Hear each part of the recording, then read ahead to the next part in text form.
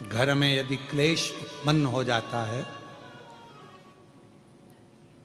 आपका धन, आपकी प्रॉपर्टी, आपकी जमीन, आपका प्लाट, आपका दुकान, आपका पैसा यदि किसी ने कब्जा कर लिया और छोड़ नहीं रहा, प्रत्येक अमावस्या के दिन पीपल के वृक्ष के नीचे जाकर 2 दीप लगाइए घी के। दोनों दीप के सामने एक हल्दी का चावल, एक कुंकू का चावल का दाना रख दीजिए और स्वधा स्वधा स्वधा स्वधा 3 बार कह दो और स्मरण करो, हे हमारे कुलदेव, पितृदेव, शिवदेव, महादेव, कृपा कर कर मेरा जो जमीन है, मेरा जो धन है, मेरी जो प्रॉपर्टी है, मेरा पैसा लोगों ने हथिया लिया, देते नहीं। अपना गोत्र बोलकर स्मरण कर कर बाबा मेरा धन मुझे वापिस ला कर दो। एक अमावस्या पर करो, फिर अगली अमावस्या करो, ऐसे 2-4 अमावस्या करोगे। जिसने ले रखा है वो खुद सोचेगा कि मुझे क्या हुआ कि मुझे देना है, उसका पैसा चुकाना है, धन रखेगा नहीं। पितृ स्वधा का नाम स्मरण करते से जब हम सुधा सुधा सुधा सुधा कहते हैं, पितृ उसको स्वीकार करते हैं।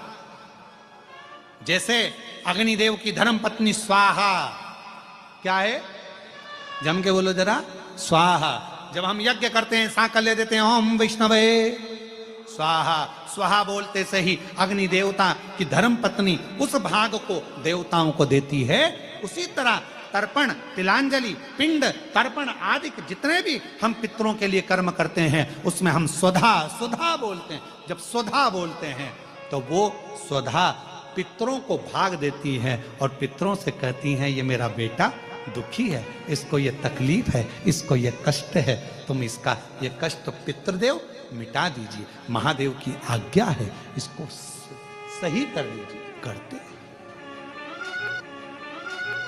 श्रेष्ठ करते। ओम जयंती मंगलकारिणी भद्रकाली कपालिनी दुर्गा क्षमा शिवा स्वाहा स्वधा नमोस्तुते।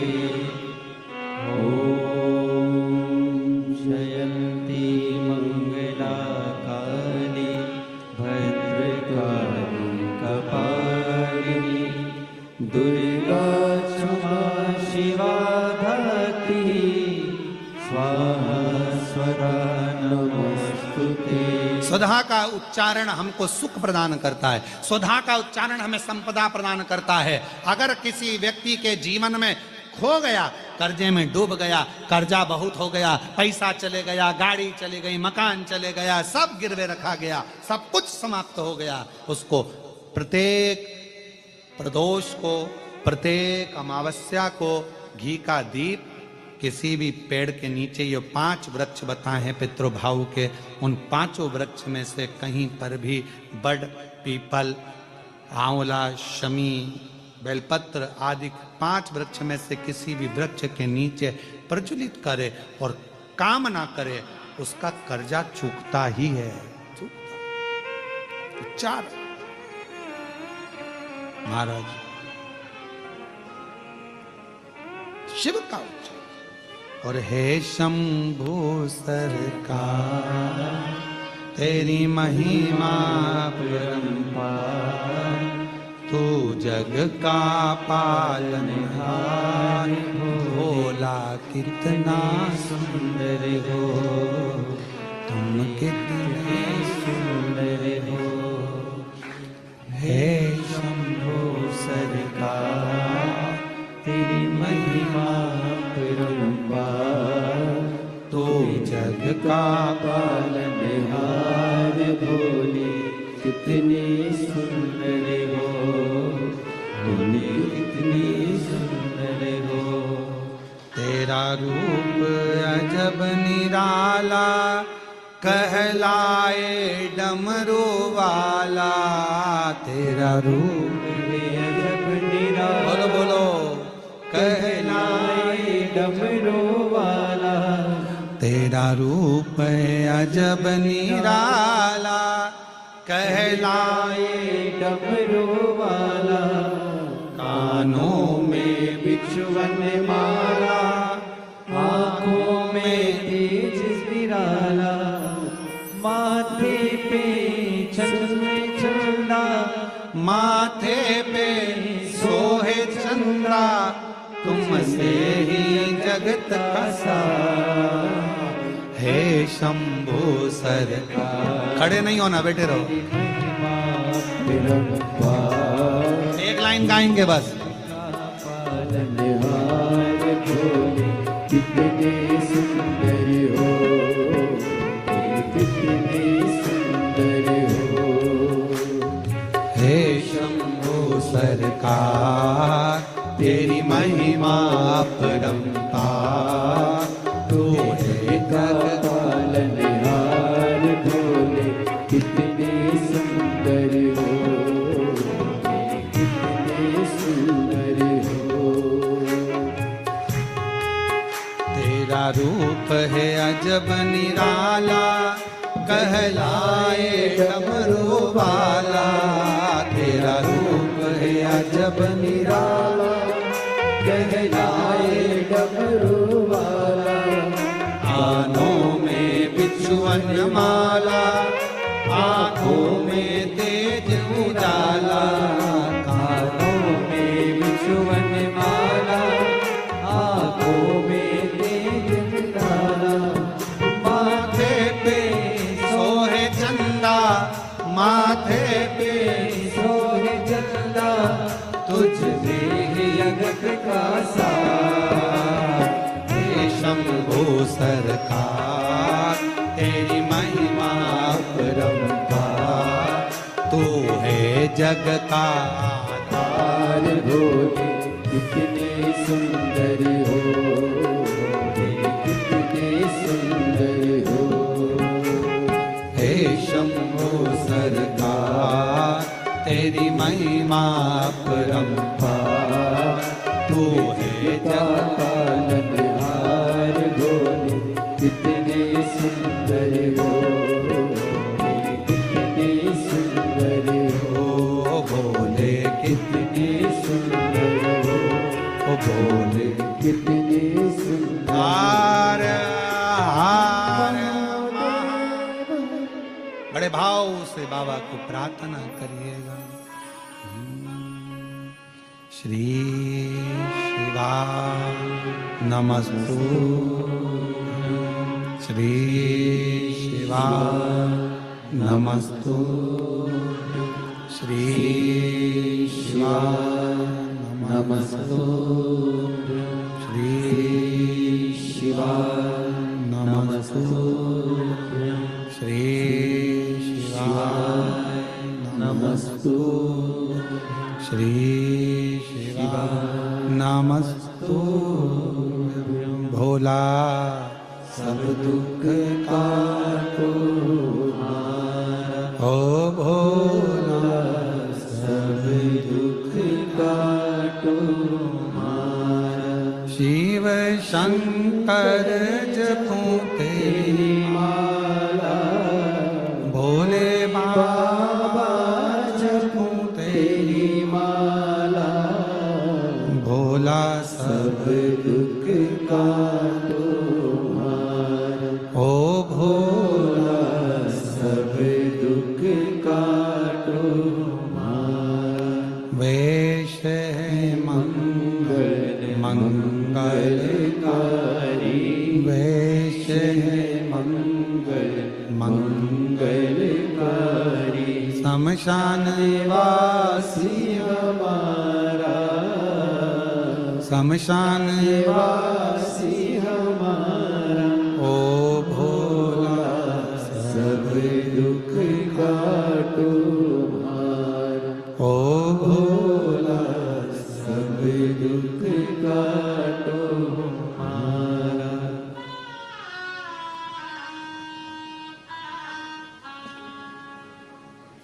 बाबा देवाधिदेव महादेव भगवान शिव घड़दानी त्रिकालदर्शी कैलाशी अविनाशी भगवान शंकर त्रिकालदर्शी करुणा सागर शिव की कथा कर रही। सुधर्म नाम के ब्राह्मण की दो धर्म पत्नी थी, एक का नाम था सुदेहा, दूसरे का नाम था घूष्मा।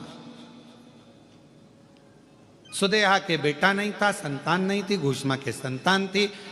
पहली औलाद हुई, संतान हुई, तो उसने अपने पति के कहने पर सुदेहा को वो संतान घूष्मा ने दे दी। सुदेहा ने उसको पाल पोस कर बड़ा कर। सुनिए ना कथा सबने, आप तो कृष्णेश्वर के हो तो सुन के रखे होगे, बल्कि तुम्हारे यहां कोई मेहमान आता होगा तो उसको भी सुना देते हो।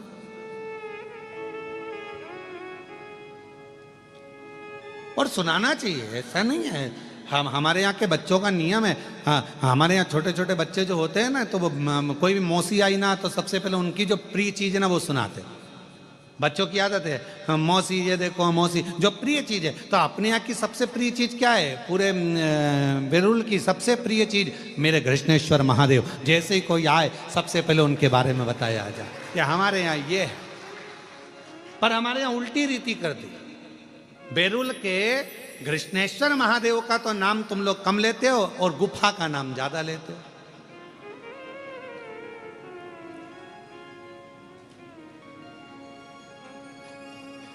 नहीं, हमारी बात का थोड़ा सा किसी न किसी को बुरा लग सकता है, और लग जाए तो लग जाए। एक गिलास गर्म पानी और ठंडा पानी दोनों मिला के पी जाओ, कोई दिक्कत वाला बात।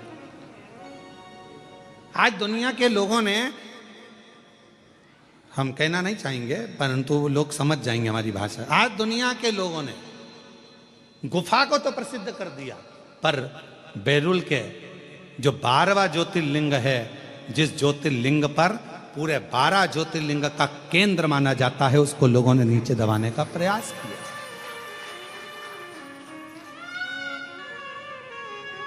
दबाने का प्रयास किया। कितने सारे ज्योतिर्लिंगों का दर्शन करिए आप।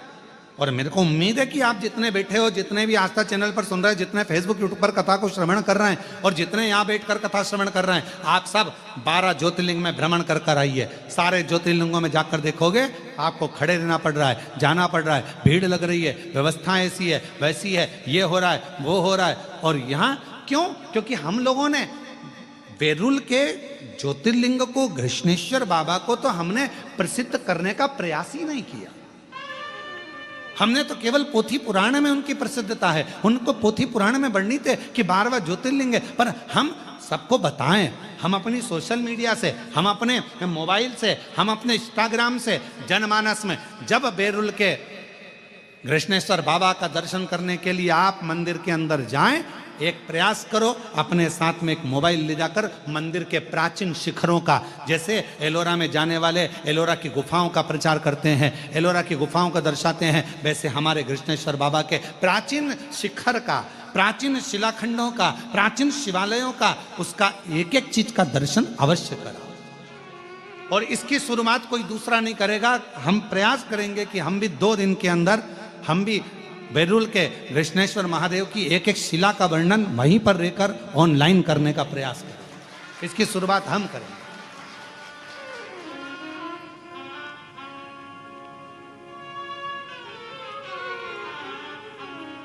हमारी कैमरा टीम आस्था वालों की भी और हमारे साथ की कैमरा टीम को हम लेकर जाएंगे और वहां खड़े होकर बताएंगे ये शिखर है, इतने साल पुराना, इसका ये अस्तित्व है। ये सुधर्म नाम के ब्राह्मण के सुंदर एक सुदेहा और घूष्मा के चरित्र से ये कृष्णेश्वर महादेव की ये पवित्र धरा एक आनंदित हुई है। ये वो धरा है जहां पर संत, साधु, सन्यासी, तपस्वी, साधक, उपासक तप कर कर कर चले जाते हैं। और जब वो तप कर कर जैसे ही उनकी कुटिया में पहुंचते हैं, वहीं पर मेरे 12 ज्योतिर्लिंग कृष्णेश्वर महादेव के साथ खड़े मिलते हैं।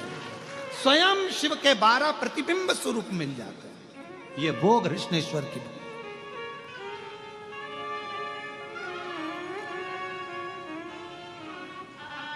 हम लोग भूल जाते हैं। तुम सबकी आदत है कि नई बहू आती है तो पुरानी पर ताने कसे जाते। बेटा तू कर सकती थी, ये तो छोटी है ना, इसमें तो अक्ल नहीं है। नहीं, दोनों की महत्वता रखिए। हम मना नहीं करेंगे कि आप गुफाओं का प्रचार ना करिए, आप ये ना, परंतु साथ में हमारे कृष्णेश्वर बाबा का जो संपूर्ण विश्व का केंद्र है, जो सबके दिल में निवास करता है, ऐसा कृष्णेश्वर महादेव का ज्योतिर्लिंग है, जिस ज्योतिर्लिंग की ज्योति जीवन में सुख प्रदान करती है। उसके सही नियम आना चाहिए, उसके सही क्रम आना चाहिए।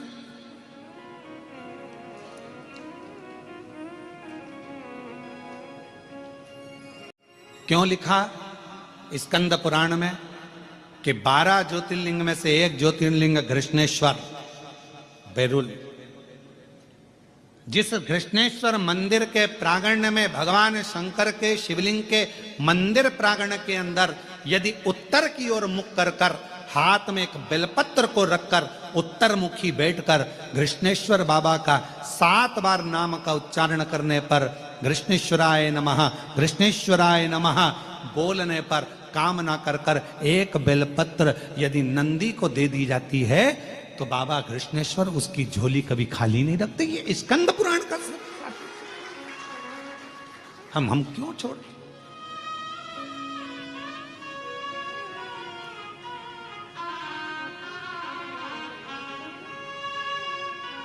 ये वो कृष्णेश्वर बाबा हैं जो प्राण वापस दे देते हैं। सुदेहा ने करा क्या था? बेटे को बड़ा करा, बहू आ गई और बहू को मालूम पड़ा कि मेरी असली सास तो घुष्मा है। नहीं पूछा सुदेहा को। सुदेहा ने, बेटा सो रहा था, तलवार से काट काट के टुकड़े कर कर कपड़े में बांध कर फेंक दिए एक तालाब के अंदर, एक कुंड के अंदर, एक बावड़ी के अंदर। आज भी वो है, आज भी वो बावड़ी है जहां पर टुकड़े फेंके गए। पोटली बंदी थी, घोषणा का नियम था। प्रत्येक सोमवार को शंकर भगवान के शिवलिंग का निर्माण करती थी, विसर्जन करने बावड़ी में जाती थी। सिर पर शिवलिंग था, जाने लगी, बेटे का दर्शन करे 1 हफ्ते हो गया, मेरा बेटा नहीं दिखा। उसको क्या मालूम कि बेटे के तो टुकड़े कर कर कर बावड़ी में डाल दिए गए।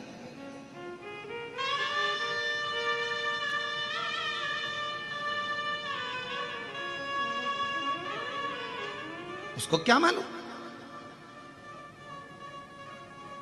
कि बेटे के तो टुकड़े कर दिए गए, बावड़ी में पटक दिए गए। सुदेहा ने उसके टुकड़े टुकड़े कर 1 हफ्ता हो गया मरे हुए, टुकड़े हुए। घोषणा को नहीं मालूम कि मेरा बेटा मर चुका है। और घोषणा तो अब सिर पर शंकर का शिवलिंग है, विसर्जन करने जा रही है। और विसर्जन करते करते उसके मन में आया, 1 हफ्ते से मैंने बेटे के दर्शन नहीं करे। शिव महापुराण की कथा का उमाखंड कहता है, शंकर को जल चढ़ाते समय, शिव की आराधना करते समय, पार्थिव लिंग का पूजन करते समय, बेलपत्र चढ़ाते समय, शिव मंदिर में झाड़ू लगाते समय तुम्हारे मन के अंदर जो भाव आता है शंकर भगवान को, उसे तुरंत पूर्ण करना ही पड़ता है, चाहे कुछ भी। शिव को उसको पूर्ण करना पड़ता है, भगवान शंकर को उसे पूर्ण करना पड़ेगा, भगवान शंकर को उसको संभालना पड़ेगा। और कृष्णेश्वर महादेव वो तो अपने मन में बस भगवान शिव का शिवलिंग मस्तक पर है और चली जा रही है। हर शंभो हर हर शंभो, हर शंभो हर हर शंभो, हर शंभो हर हर शंभो, हर शंभो हर हर शंभो, हर शंभो हर हर शंभो, हर शंभो हर हर शंभो, हर शंभो हर शंभो, हर हर शंभो, हर शंभो हर हर शंभो। मन से उच्चारण कर रहे, मन से उच्चारण करती रहे, हर शंभो हर हर शंभो, हर शंभो हर, मन से उच्चारण करती चली जा रही है, स्मरण करती चली जा रही है। हर शंभो हर हर शंभो, हर शंभो हर हर शंभो, हर शंभो हर हर शंभो, हर शंभो हर, उच्चारण कर रही है, चली जा रही है, जाती जा रही है, जाती जा रही है।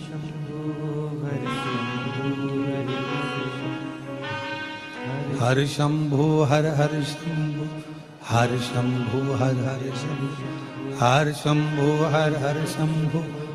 तालाब के किनारे पर पहुंच गई, बावड़ी थी, 4 सीढ़ी नीचे उतरी, शंकर भगवान के शिवलिंग को विसर्जन कर रही थी बावड़ी में। मेरे बेटे का दर्शन नहीं हुआ, 1 हफ्ता हो गया। उसे क्या मालूम कि मरा है। जिस बावड़ी में तू शंकर भगवान के शिवलिंग को छोड़ने के लिए आई है, वो उसी बावड़ी में तेरा बेटा मरा पड़ा 1 हफ्ते पुराना। हर शंभु हर हर शंभु हर शंभु हर शंभु।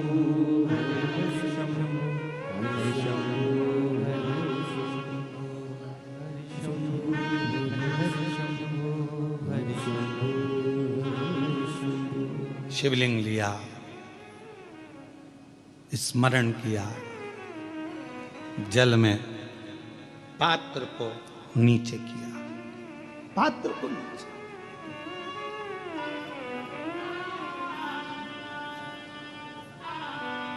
विसर्जन करना आता है ना आप लोगों को? पार्थिव शिवलिंग का विसर्जन कैसे किया जाता है?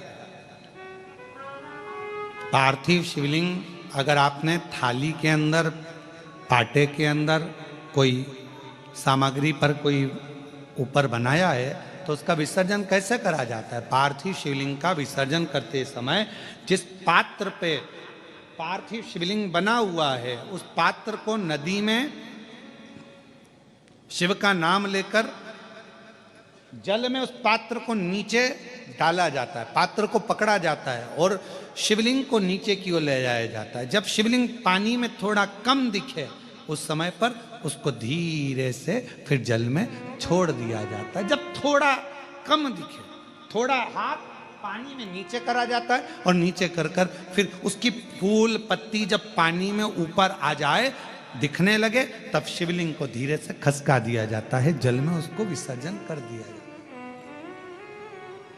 क्यों? अगर तुमने पार्थिव शिवलिंग का विसर्जन करा और उसको तुम थाली में बना कर ले गए हो, पाटे पे बना कर ले गए, अब तुमने उसको उठाया तो टूटेगा कि नहीं टूटेगा? बोलो, जम के बोलो जरा। टूट जाएगा। तो इसको सबसे पहला विसर्जन करने के पहले जब पार्थिव शिवलिंग तुमने बना लिया, बनाने के बाद उसको जल के अंदर लेकर, जब पूजन करने के बाद जब जल के अंदर लेकर जाओगे तो उसकी फूल पंखड़ी अपने आप पानी में तैरने लगेगी और शिवलिंग जल में चला गया, मतलब तुमने विसर्जन कर दिया। अब भले तुम धीरे से उसको, जो पार्थिव बनाया है, तुम धीरे से उसको पानी में फिर धीरे से विसर्जन कर सकते हो।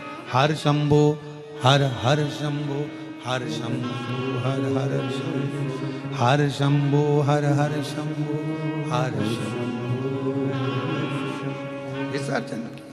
जैसे ही घोषमा ने जल में भगवान शंकर के पार्थिव शिवलिंग का विसर्जन करा, इतनी देर में तो जो कपड़े में उसके टुकड़े बंधे थे, जो मर चुका था 1 हफ्ते पहले, वो कपड़े में से निकलकर तैरता तैरता बावड़ी में से पुत्र बाहर निकल कर आ गया। बेटा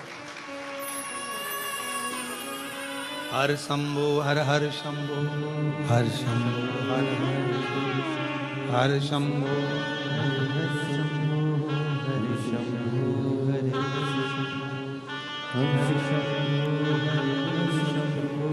हर शंभु हर हर। बेटा निकलते तैरता हुआ बाहर आया और अब बाहर आते से अपने माता के गले में लग गया। माता के पुत्र तू? हाँ मां, मुझे नहीं मालूम कि मैं पानी में कैसे आया, मुझे नहीं मालूम कि मैं पानी में कब पहुंचा, पर मां ऐसा लगता है मुझे कि कोई मुझे जल में लेकर भी आया और कोई मुझे जल से बाहर भी निकाल। अब जरा विचार करिएगा, मेरे घृष्णेश्वर बाबा घोषमा के बेटे को जीवित करे इसलिए नाम घृष्णेश्वर पड़ गया। यहाँ शास्त्र स्कंद पुराण का वेरुल के अंतर्गत वर्णन किया गया घृष्णेश्वर बाबा का कि जब मेरे भोलेनाथ घोषमा के बेटे को जल से निकाल सकते हैं तो तुमको भी मेरे भोलेनाथ जंजाल से निकाल सकते हैं। मेरे भोलेनाथ जंजाल से बाहर निकाल सकते हैं।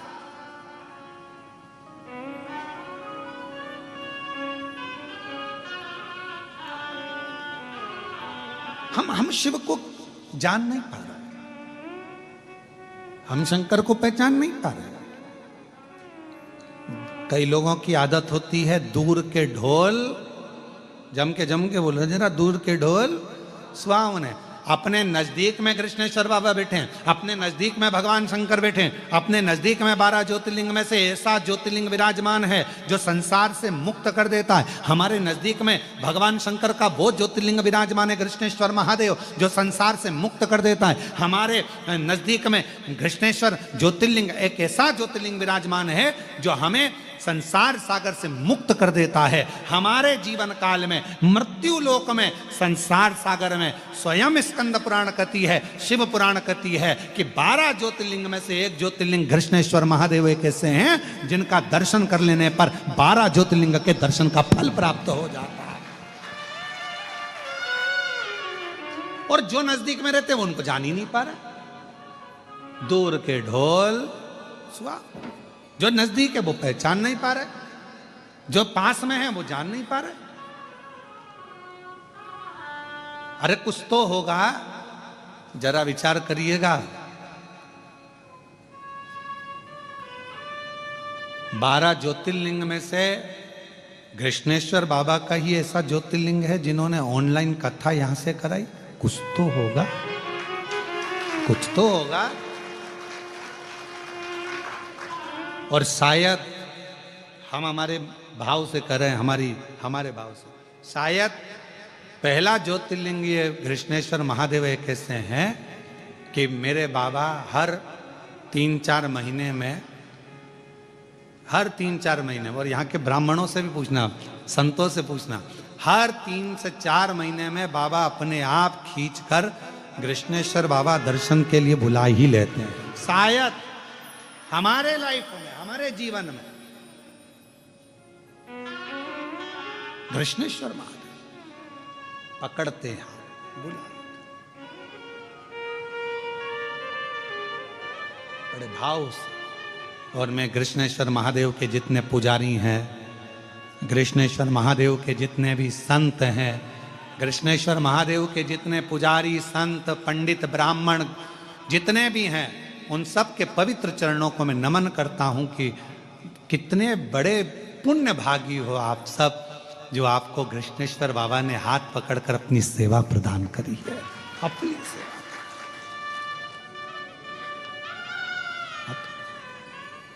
जब भी जन्म मिलेगा सेवा करेंगे तेरी, कहते तुमसे बाबा शरण पड़ेंगे तेरी।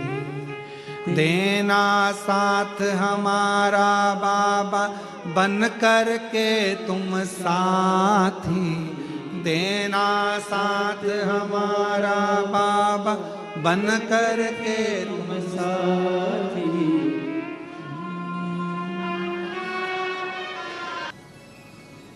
कृष्णेश्वर बाबा केवल आप कह दें कि मैं महादेव तुम्हारी और तुम मेरे, केवल शब्दों से नहीं, आपका पूरा समर्पण भगवान शंकर के प्रति होना चाहिए। तो शिव अपने आप पर करुणा करना प्रारंभ कर देते। समर्पण हो, कुछ चीजें अपने आप मिलती है। आगी के पास जाओगे तो गर्माहट मिलेगी कि नहीं मिलेगी? बोलो, जम के बोलो, मिलेगी ना। पानी के पास जाओगे तो शीतलता मिलेगी कि नहीं मिलेगी? जम के बोलो, मिलेगी। जब आगी के पास जाओगे तो गर्माहट मिलती है, पानी के पास जाते हैं तो शीतलता मिलती है, तो शिव जी के पास जाते हैं तो मन की जो कामना होती है वो पूरी मिलती ही मिलती है। कुछ चीज़ें अपने आप प्राप्त होती हैं, अपने आप। थोड़ा प्रेशर बढ़ाओ। कुछ चीज़ें अपने आप प्राप्त होती हैं, अपने आप मिलती हैं, उनको ढूंढने जाना नहीं पड़ता, अपने आप मिलना प्रारंभ हो जाता है, अपने आप। बस एक श्रद्धा, एक विश्वास, एक भरोसा दृढ़ करना।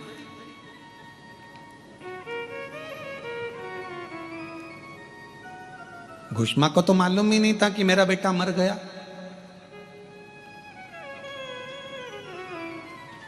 उसको तो ज्ञात ही नहीं है घुष्मा को कि मेरा बेटा 1 हफ्ते पहले मरा हुआ है, और मेरा बेटा तो जिसको मैंने दिया था गोदी में उसी ने मार दिया।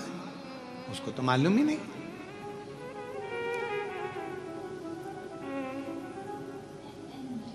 अब कौन होगा जो 1 हफ्ते पहले मरे हुए टुकड़े टुकड़े जो पानी में पड़े हुए हैं वो सड़ गए होंगे, गल गए होंगे, पर मेरे शंकर भगवान, यही कृष्णेश्वर महादेव, यही मेरे शंभु, यही मेरे शंकर, यही मेरे त्रिकालदर्शी, यही मेरे कैलाशी अविनाशी शिव, मेरे शंकर ओघड़दानी शंभु ऐसी कृपा कर दी है कि वो 1 हफ्ते पहले मरे हुए उस बच्चे को जीवित कर कर सामने लाकर खड़ा कर दिया। 1 हफ्ते पहले मरा था घुष्मा का बेटा, 1 हफ्ते। कितनी प्रबलता होगी इस कृष्णेश्वर महादेव की, कितनी प्रबलता होगी कृष्णेश्वर बाबा के इस पवित्र तीर्थ की, ज्योतिर्लिंग की।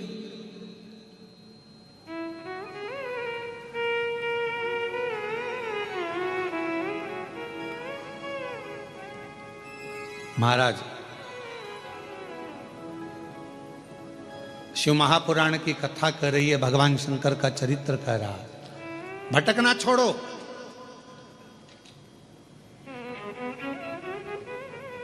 हम जितने जितने भटकते हैं मृत्यु के बाद और ज्यादा भटकते हैं, क्योंकि ये वो कहते हैं ना कि साथ तर्पण का जल क्यों देना पड़ रहा है, लोगों को पानी क्यों देना पड़ रहा है, तो लोगों ने कह दिया साहब प्यास नहीं बुझी जिंदगी की, वो हमेशा लगा ही रहा, ये और मिल जाए, वो और मिल जाए, ये और हो जाए, वो और हो जाए, ये और हो जाए, वो और इंतजार करता रहा, प्राप्त नहीं हुआ कुछ पूरा जीवन खत्म हुआ तो जीने का ढंग आया, जब शम्मा बुझ गई तब महफिल में रंग आया। मतलब क्या हुआ, कुछ मिला ही नहीं हाथ में। अब हम आपसे पूछें, तुम्हारे पास एक प्लाट है, ठीक है, जरा उत्तर देना है, ठीक है। एक प्लाट है तुम्हारे पास में, अब वो प्लाट तुम्हारा आधा प्लाट तो रोड पे चले गया, गवर्नमेंट ने ले लिया, ठीक है, काय में चले गया, रोड में। अब कितना बचा, आधा, और आधे प्लाट पे से हाई टेंशन लाइन जा रही है। क्यों नारकेड़े जी, पाटिल जी, एक ही प्लाट है, आधा तो रोड पे चले गया, गवर्नमेंट ले ली है, अब बचा कितना, आधा, और आधे पे हाई टेंशन लाइन चल रही है। फिर हितेश बिल्डिंग कैसे बनाओगे, विचार करिएगा जरा, सोचिएगा जरा।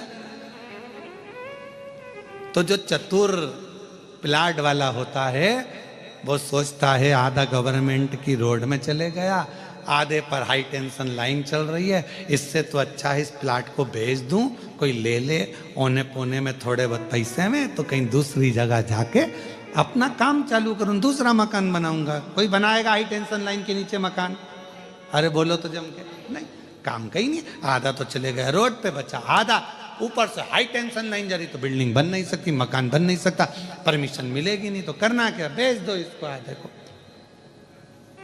दे दो इसको। क्या करना है, दे दो फिर इसको भाई। बस ऐसी ही हमारी जिंदगी है।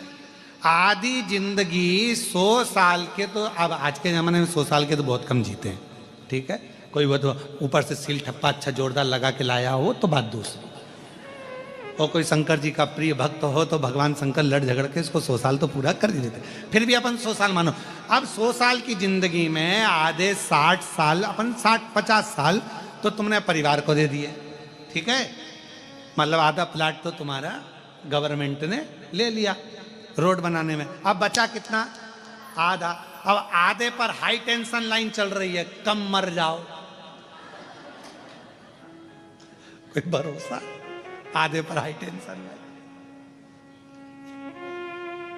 मृत्यु कभी भी आ सकती है, 50 के बाद ऐसा लगने लगता है कि अब मैंने सब कर दिया है, अब कोई भरोसा नहीं है। लोग अपनी अपनी पत्नी और बच्चों को बताना चालू कर देते हैं, अपने 2 प्लाट इधर है, मकान उधर है, और ऐसा रखा है, मैंने इतना कर दिया है, बैंक का बैलेंस ऐसा है, दुकान व्यापार ऐसा है, वहाँ से माल लाते हैं, पुणे से लाकर मुंबई की ओर जाकर ऐसा करते हैं। सब चीज बताना प्रारंभ कर दिया। मतलब तुम्हें मालूम पड़ गया हाई टेंशन लाइन, चल हाई टेंशन लाइन चल हाई टेंशन लाइन चल रही। अब क्या करोगे? आधा तो जीवन चले गया परिवार में, कुटुंब में, कबीले में, और आधे पर हाई टेंशन लाइन चल रही है। तो एक निवेदन है, समझदार बन जाओ, इस प्लाट पर अपना कब्जा मत रखो। अब एक काम करो, इसको निकाल दो, मतलब अब इस प्लाट को कृष्णेश्वर महादेव को सौंप दो, बस काम खत्म, अच्छा हो गया। अब अपने को कुछ नहीं सोचना, हम तो बाबा के भरोसे चलते हैं, हम तो बाबा के भरोसे चलते हैं। ये दुनिया वाले जलते हैं, ये दुनिया वाले जलते हैं, हम तो बाबा के भरोसे चलते हैं। डमरू वाले के भरोसे चलते हैं, वेरुल वाले के भरोसे चलते हैं, सीहोर वाले के भरोसे चलते हैं, हम तो बाबा के भरोसे चलते हैं। तो जो है आधा बचा हुआ जो प्लाट है, आधी बची हुई जो जिंदगी है, जितनी बची, जिसकी हम तुमसे ये नहीं कहेंगे कि वापस पीछे आओ और आधी वापस दो, जो चली गई वो तो निकल गई। कोई 60 का है, कोई 75 का है, कोई 55 का है, कोई 40 का है, कोई 45, जितनी तुम्हारी जिंदगी आधी तुमने परिवार को, कुटुंब को, कबीले को, नातों को, रिश्तों को दे दी। अब आधी जो बची है उस पर हाई टेंशन लाइन चल रही है। तो जितने 50 के ऊपर वाले हैं, आपसे निवेदन है, हाई टेंशन लाइन के नीचे चल रहे हो, इसलिए प्लाट पर मकान मत बनाना। अब ज़्यादा मोह आसक्ति माया मत रखना, अपना प्लाट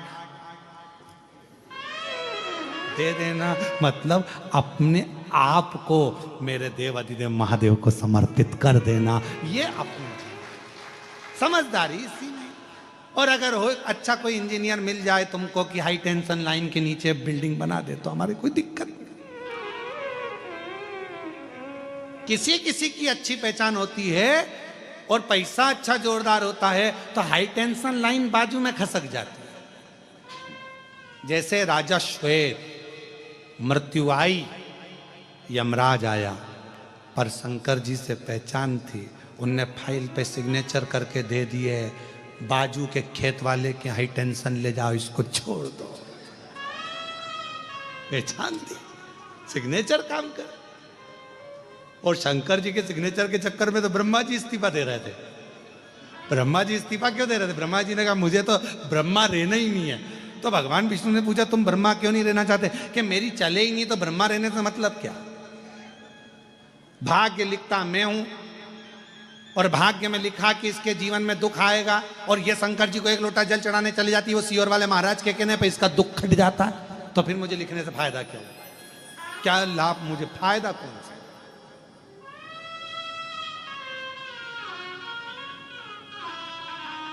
चल रही है हाई टेंशन लाइन ऊपर से, बिल्डिंग नहीं बन सकती, मकान नहीं बन सकता, तो प्लाट दे दो, बेच दो।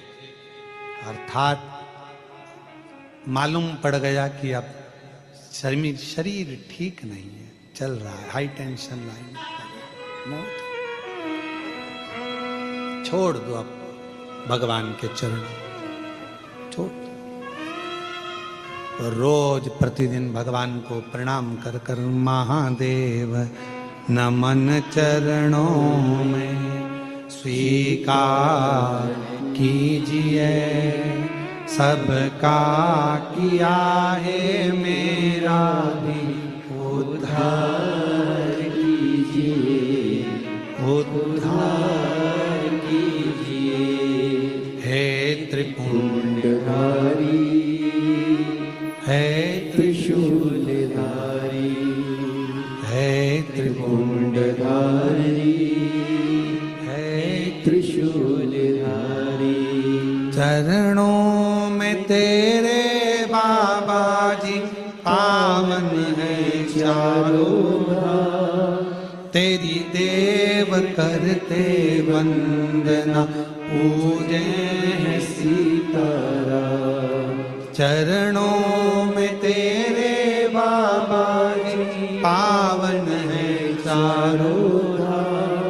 तेरी देव करते वंदना पूजे हैं सीताराम। हो जाए पूरी कामना हो जाए पूरी कामना उपकार कीजिए सबका किया है मेरा भी उद्धार कीजिए उद्धार कीजिए। है त्रिपुंडधारी है त्रिशूलधारी। भगवान के प्रति समर्पण के भाव को प्रबल बनाओ, केवल कहने से नहीं भाई। कई लोग कह देते तू बोले तो मैं तेरे लिए जान दे दूं, मत दे 5 लाख रुपए दे दे। जान नहीं चाहिए। वो 5 लाख कहां से लाऊंगा? तो अभी तो कह रहा था जान दे दूं।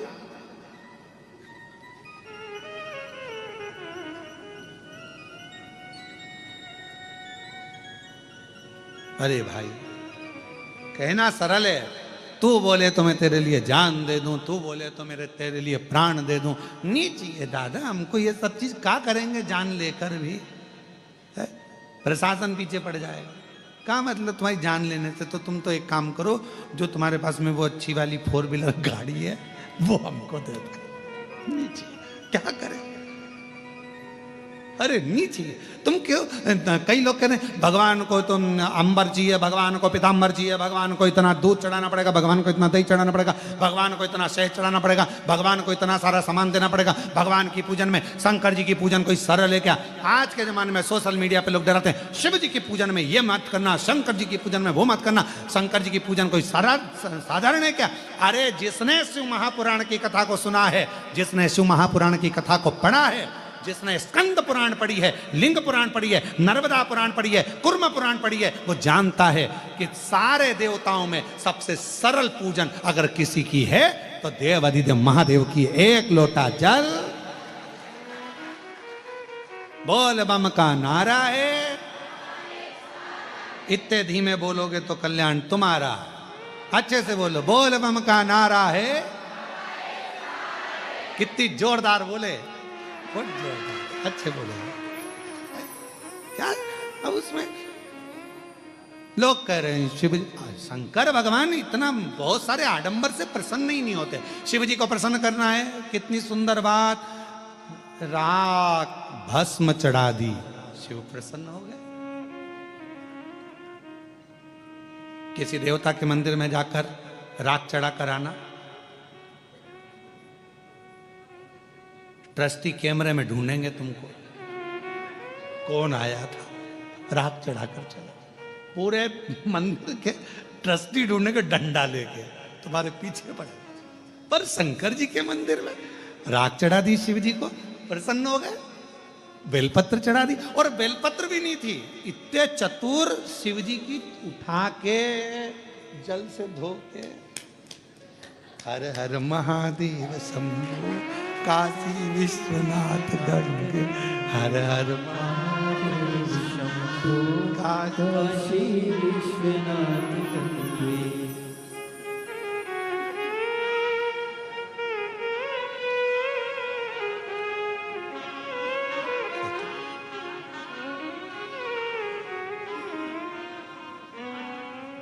और शंकर जी भी इतने खुश, कितना भोला है, मेरा ही मेरे को दे दिया है।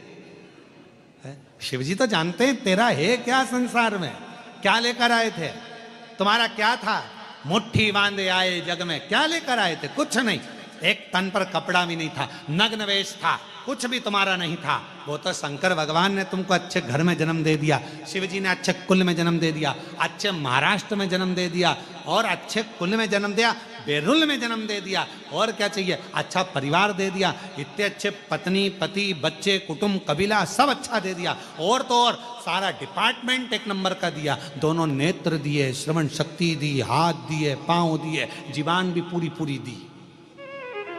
उसने कितनी कृपा करी तुम पर। एक आध डिपार्टमेंट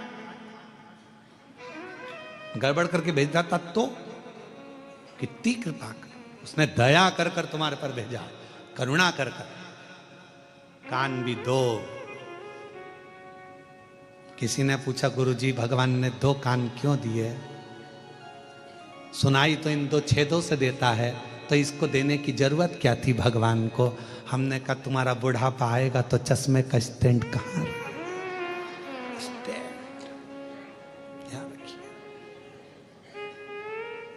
नहीं तो चश्मा रोज बांधना पड़ता, खोलना पड़ता, फिर बांधना पड़ता, फिर खोलना पड़ता, कितनी बड़ी आफत। तो भगवान ने दो स्टैंड देकर भेजे हैं तेरे बुढ़ापे के लिए। स्टैंड क्यों गुरुजी? भगवान ने हाथ दो दिए, किडनी दो दी, नेत्र दो दिए, श्रवण शक्ति दो दी, जीवान एक क्यों दी? हमने कहा एक बहुत है, एक बहुत। ये कितनी गजब कर रही है कि पूरे मोहल्ले में आग लगा दे। दो दे देता तो हालत खराब कर, तो अच्छी एक। और पूछो बेचारी सासुओं से, तुरंत कह देगी अच्छा है भगवान ने तो कोई एक जीवान दी बहू। और बहू से पूछो सास के लिए, अच्छा हुआ मम्मी तुम्हारी एक जीवान है, नहीं तुम दो चार होती तो तुम क्या करती? एक कृपा है। अब यहां शिव तत्व कह रहा है, भगवान शंकर की कथा कर रही है, भगवान कितना कृपा सागर, कितना दयालु, कितना करुणा सागर। और हम कहें कि मैं शिव का शिव, मेरा कहने से कुछ नहीं होगा, उसको अपना बनाना पड़ेगा। दक्ष प्रजापति, राजा के दक्ष प्रजापति की एक बेटी थी। वैसे तो 60 कन्याओं का सुंदर सुंदर चरित्र वर्णन आता है, उसमें रति का, प्रसूति का, उसमें रति का, सती का, माता प्रसूति के गर्भ से जन्म बताया गया है, और बहुत सुंदर सुंदर भाव बताया गया, बहुत सुंदर। उसमें एक ब्रह्मा जी द्वारा प्रकट करी गई एक कन्या, जिसको दक्ष प्रजापति को दिया गया, जिसका नाम था स्वधा। क्या नाम है? स्वधा। बड़ी सुंदर कन्या, इतनी सुंदर। दक्ष प्रजापति उस स्वधा नाम की कन्या को खूब आनंद से स्नेह करते, प्रेम करते, उसको बेटी के आनंद में उसको पालन करते। स्वधा भगवान देवाधिदेव महादेव की साली भी लगती है, क्योंकि बड़ सास भी लगती है। क्यों? क्योंकि प्रसूति की एक बेटी सती है, तो माता प्रसूति की एक बेटी स्वधा भी है, रति भी है, रोहिणी भी है, चंद्र को भी आई। ऐसी कई बेटियों का चरित्र दक्ष प्रजापति के यहाँ आता है। आप और हम शिव महापुराण में भगवान देवाधिदेव महादेव के इन पवित्र चरित्रों का स्मरण करते हैं। कई चरित्र। और स्वधा छोटी है, छोटी, पर स्वधा का नियम था। स्वधा का एक नियम था, किसी भी वृक्ष की छांव के नीचे बैठती थी और भगवान शंकर के मंत्र का स्मरण करती थी। नमः शिवाय, ओम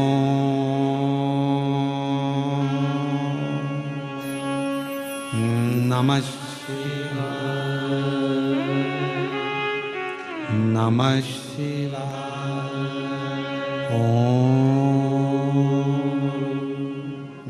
नमः उच्चारण करती थी। हाँ, इस उच्चारण को हमने नमः शिवाय से प्रारंभ करा। क्यों? क्योंकि हमारा शास्त्र कहता है पुरुष ओम नमः शिवाय का जाप करे, स्त्री नमः शिवाय से ओम तक पहुंचे, फिर नमः शिवाय से ओम का स्मरण। आज के समय में बहुत सारे झंझट उत्पन्न कर दिए। ये माताएं ओम मत बोलो, स्त्री ओम ना बोले, ये ओम ना बोले, वो नमः शिवाय का ऐसा जाप करे, वो वैसा। तो श्री शिवाय नमस्तुभ्यम दिल से बोलो, बिना भटके।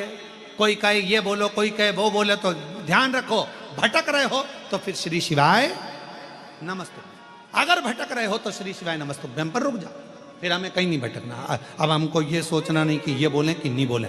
कोई ने कहा ओम बोलो, कोई ने कहा नहीं बोलो, कोई ने कहा ऐसा बोलो, कोई ने कहा वैसा बोलो। तो श्री शिवाय नमस्तुभ्यम,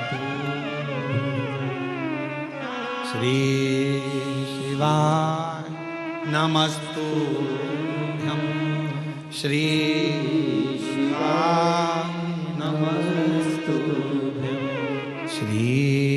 शिवाय नमस्तुभ्यं श्री शिवाय नमस्तुभ्यं। कौन क्यों भटके? तो नमः शिवाय ओम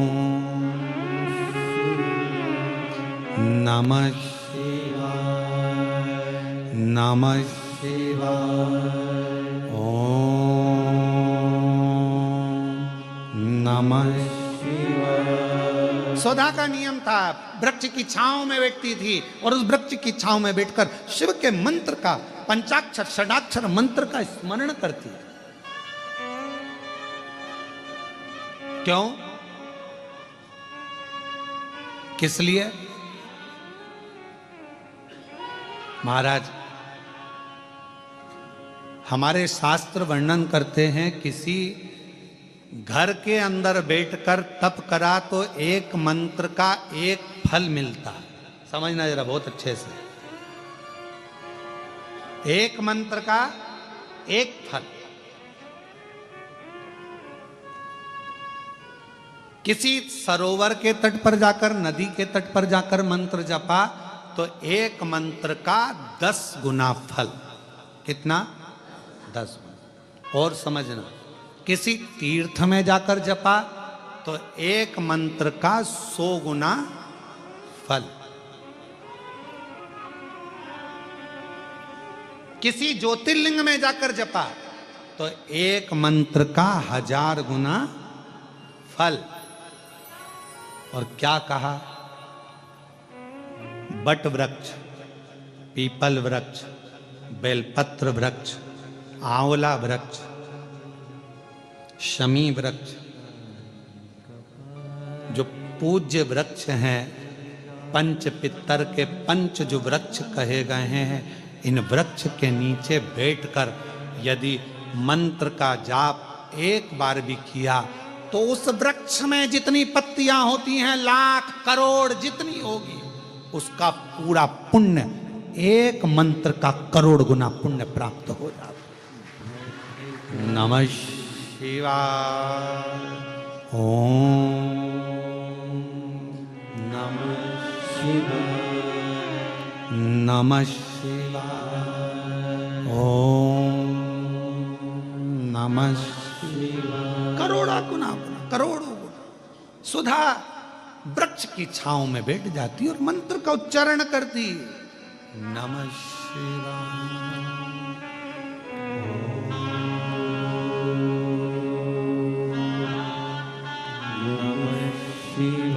बैठी है, सुधा जप कर रही है, मंत्र उच्चारण कर रही है।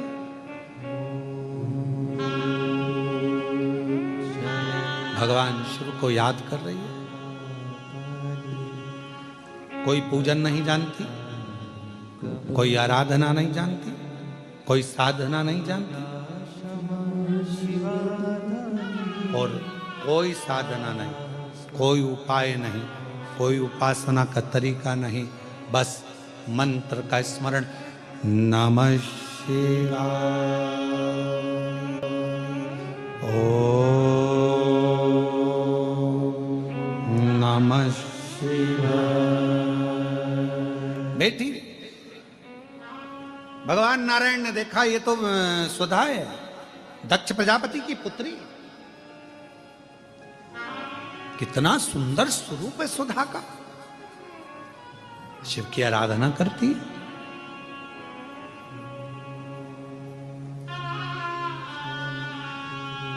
दक्ष प्रजापति की जितनी बेटियां थी सबको, सबके पुण्य को देखा गया।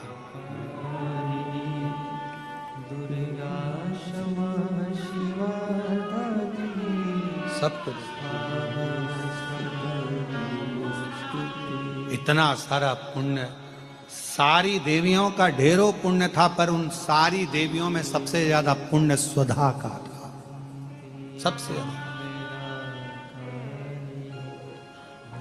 ज्यादा पुण्य सुधा का। सबसे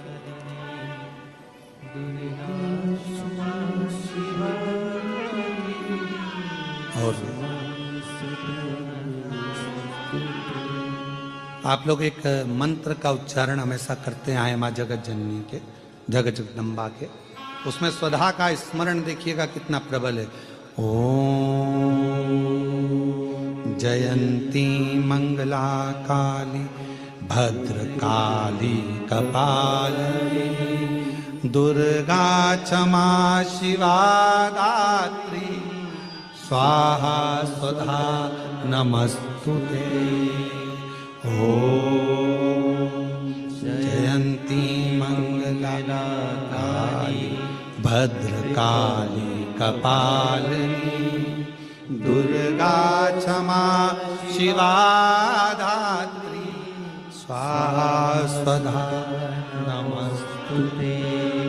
ओम जयंती मंगला काली भद्रकाली कपालिनी दुर्गा क्षमा शिवा धात्री स्वाहा स्वधा नमस्तुते।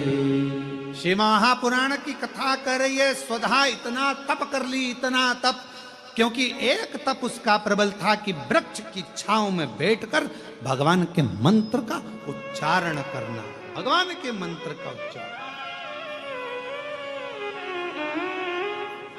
भगवान के मंत्र का उच्चारण। और लगातार भगवान शिव को तो फिर निवेदन करूं, घर में बैठकर जपा एक मंत्र एक फल, मंदिर देवालय शिवालय नदी तीर्थ में 1000 फल मिल जाएंगे, तीर्थ में 1000 मिल जाएंगे, पर किसी पंच वृक्ष बट आंवला बेलपत्र पीपल शमी, इन वो वृक्ष हैं जिन वृक्ष की छांव में बैठकर यदि एक बार भी आपने मुख से शंकर का नाम लिया है, श्री शिवाय नमस्तुभ्यम कहा है, नमः शिवाय कहा है, ओम नमः शिवाय कहा है, तो उसका फल हजारों हजारों गुना प्राप्त हो। इसलिए क्या कहा गया, जब हम तुलसा जी की परिक्रमा करते हैं, माँ तुलसा को जल अर्पित करते हैं, तुलसी के क्यारे की परिक्रमा करते हैं, उस समय पर आपके मुख से यदि एक मंत्र निकला है तो तुलसी के क्यारे में जितनी मंजरी होती है, तुलसी के क्यारे में जितनी पत्तियां होती हैं, तुलसी के क्यारे में जितनी मिट्टी होती है, तुलसी के क्यारे में जितने जीव होते हैं, सबके पुण्य फल हमारे खाते में चले जाते हैं। उतना फल प्राप्त हो जाता है एक तुलसा के पौधे की परिक्रमा करते समय मंत्र जप से। ओम जयंती मंगला भद्रकाली कपालिनी दुर्गा क्षमा शिवा स्वाहा स्वधा नमस्तुते।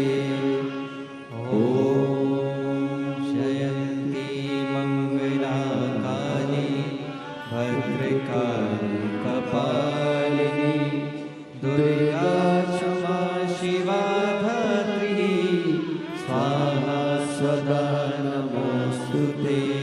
भगवान शिव की उच्चारण कर रही है वृक्ष के नीचे।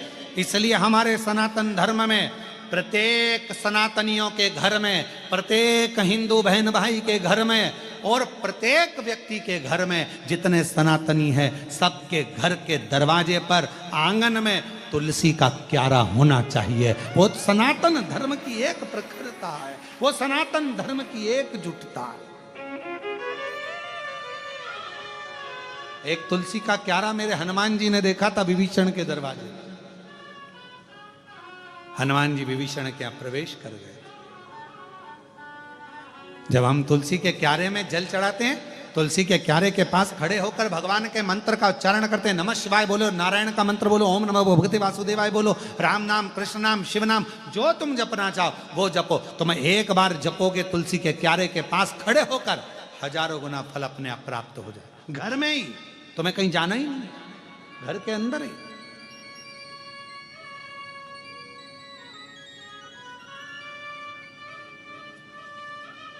और कितना प्रबल है।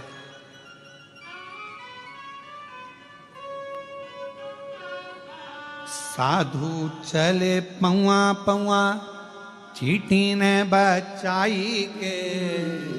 साधु चले पौआ पौआ, चींटी ने बचाई के। और राजा चले हाथी घोड़ा, पालकी सजाई के। राजा चले हाथी घोड़ा, पालकी सजाई के। तुलसाम गन भई, हरि गुण गाई के। तुलसाम गन भई, हरि गुण गाई के। हरि गुण गाई के, प्रभु गुण गाई के। तुलसा कब मगन होती है, तुलसा कब प्रसन्न होती है, वृक्ष कब प्रसन्न होता है, बेलपत्र का वृक्ष कब प्रसन्न होता है, शमी का वृक्ष कब प्रसन्न होता है, बेलपत्र का वृक्ष, बट वृक्ष कब प्रसन्न होता है। उसकी प्रसन्नता होती है जब हम भगवान के मंत्र का उच्चारण करते हैं। हरि गुण गाई के, प्रभु गुण गाई के। आप भी बोलो, हरि गुण गाई के, प्रभु गुण गाई के। अरे तुलसाम गन भई, हरि गुण गाई के। तुलसाम गन हरि। ये स्थान भगवान जहाँ बेल, आप लोग कभी कुबरेश्वर धाम गए होगे तो बेलपत्र की वाटिका में अगर पहुँचे होगे, जहाँ खुला हुआ मैदान है, जहाँ कथा होती है उसके पीछे की साइड में खुला मैदान है, वहाँ 21 बेलपत्र के वृक्ष हैं बड़े बड़े। उसी की वाटिका के आसपास बैठकर लोग मंत्र का जाप कर। आप अगर कुबरेश्वर धाम गए होगे तो वट वृक्ष की छांव में बैठे होगे।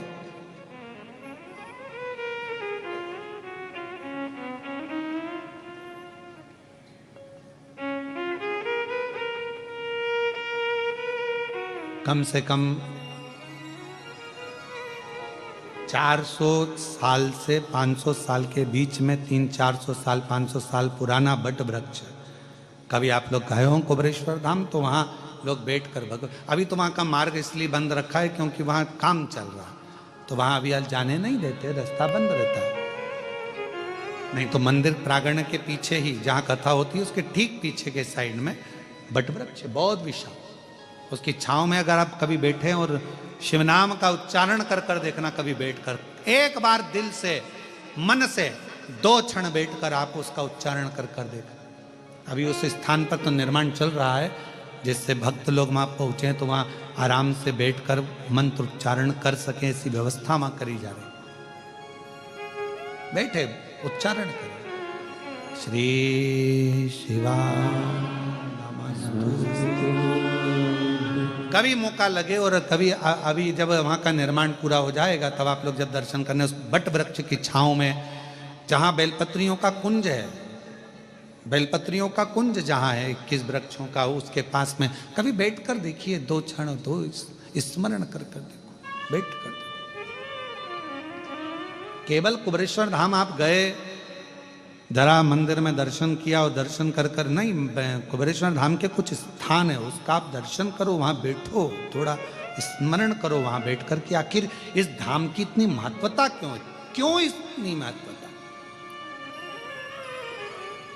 क्यों इतनी।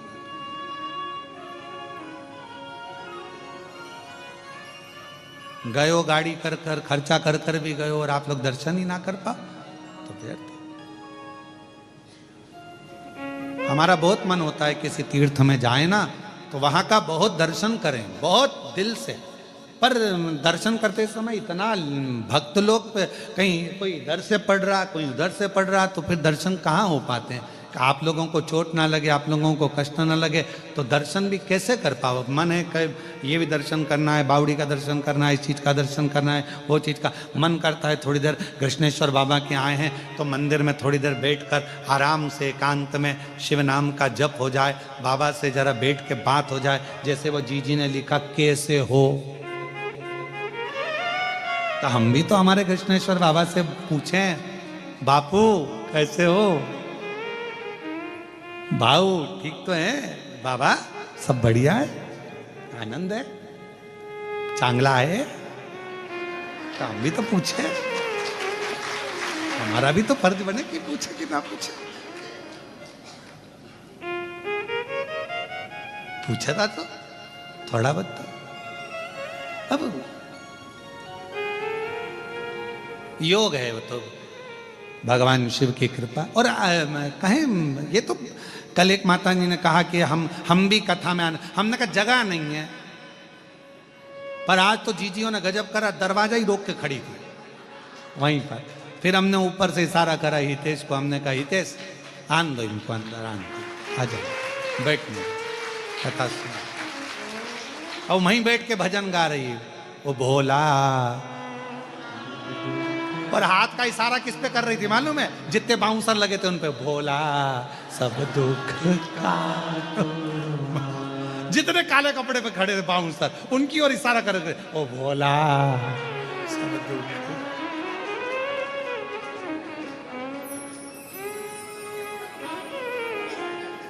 और हम तो कथा में आने के लिए स्नान कर रहे, और इनकी आवाज, वो भोला सब दुख।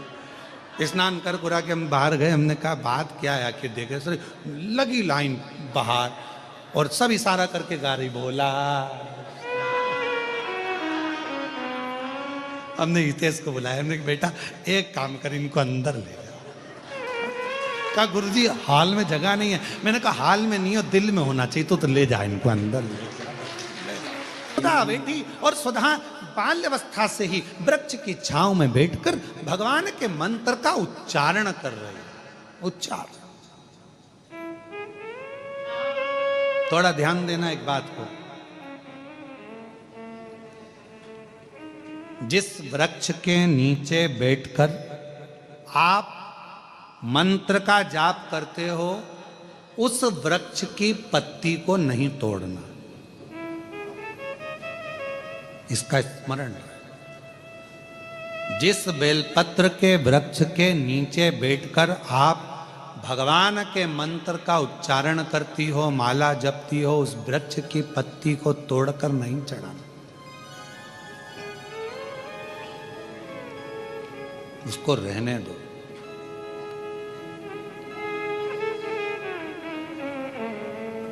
कुबेरेश्वर धाम पर जाओ, चाहे किसी तीर्थ में या तुम्हारे सोसाइटी में, तुम्हारी कॉलोनी में, तुम्हारे मोहल्ले में, कई बार ऐसा प्रश्न आ जाता है, गुरुजी हमारे यहाँ नदी नहीं है, आपने कहा शिवलिंग का विसर्जन करना, थाली को नीचे लेकर जाना, पानी में जब डूब जाए तब, तो क्या हमारे यहाँ पर नदी नहीं, तालाब नहीं, कुआं नहीं, बावड़ी नहीं, हम कैसे विसर्जन करेंगे। तो उनके लिए विसर्जन का क्रम कहा, जिस थाली में भगवान विराजमान है, पूरी पूजन होने के बाद जब विसर्जित हो जाती है, थाली को आप एक साइड कर देते हैं, तब उस थाली में ही जल को चढ़ाना प्रारंभ करो। तसले में, पात्र में उस शिवलिंग का विसर्जन करो, उसके बाद उसको किसी वृक्ष में ले जाकर डाल दो। यह भी एक विसर्जन का तरीका। बड़ी बड़ी शहरों में, बड़ी बड़ी सिटियों में नहीं है तालाब, नदी, सरोवर, बावड़ियां, कहाँ जाए ठंडा करने, विसर्जन करने, उनके लिए।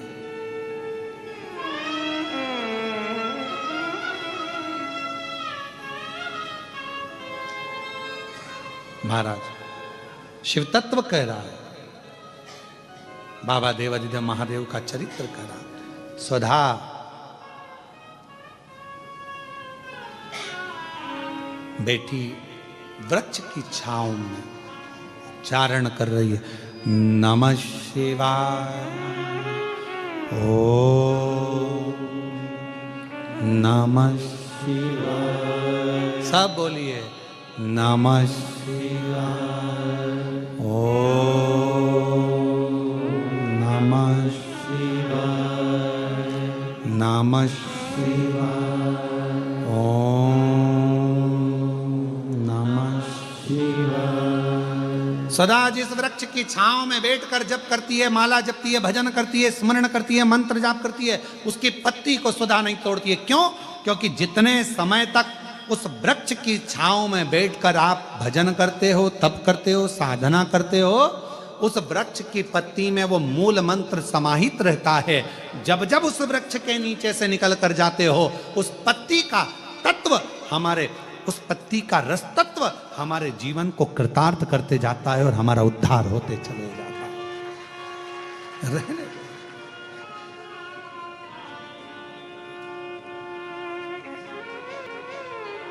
सुधा बड़ी हुई, और जब सुधा बड़ी हो गई, सुंदर बहुत थी। भगवान नारायण ने देखा कि बड़ी सुंदर है, शिव का जाप करती है, शंकर का स्मरण करती है। शिव जी से पूछा जाए कि इसको किसको दिया जाए, ये किसके साथ ब्याहेगी, इसका विवाह किसके साथ होगा, ये शंकर भगवान से पूछा गया।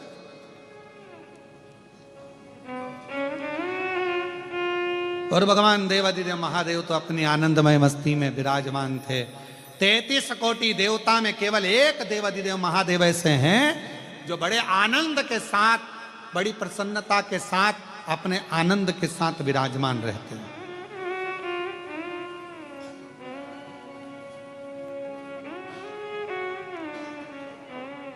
जब लाइफ का बेस्ट चैप्टर चालू होता है ना, तो व्यक्ति अपने शोक करना भूल जाता है।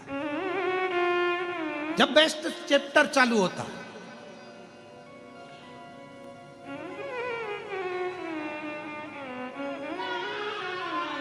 एकदम अच्छा समय जब चालू हो तो उस समय पर व्यक्ति फिर अपनी फील्ड में आगे बढ़ने का प्रयास करता है। फिर कोई उससे कहे थोड़ा सस्त हो जाओ, थोड़ा तैयार तो हो जा, बाद में हो जाऊंगी, बाद में कर लूंगी, पहले काम, पहले अभी भगवान मेरे, अभी लाइफ अच्छी चल रही है ना, तो इसको मैं अच्छा कर लूँ, मैं अभी अच्छा कर लूँ और अच्छा कर लूँ। उसमें लगा, शौक भूल गया।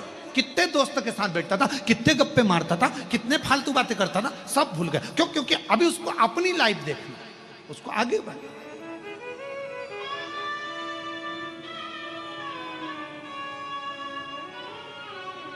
किसी ने बहुत अच्छा कहा है, बुरों की संगत को अगर छोड़ना है तो अपनी क्वालिटी को अच्छा करना प्रारंभ करिए, अपने आप संगत छूट जाएगी।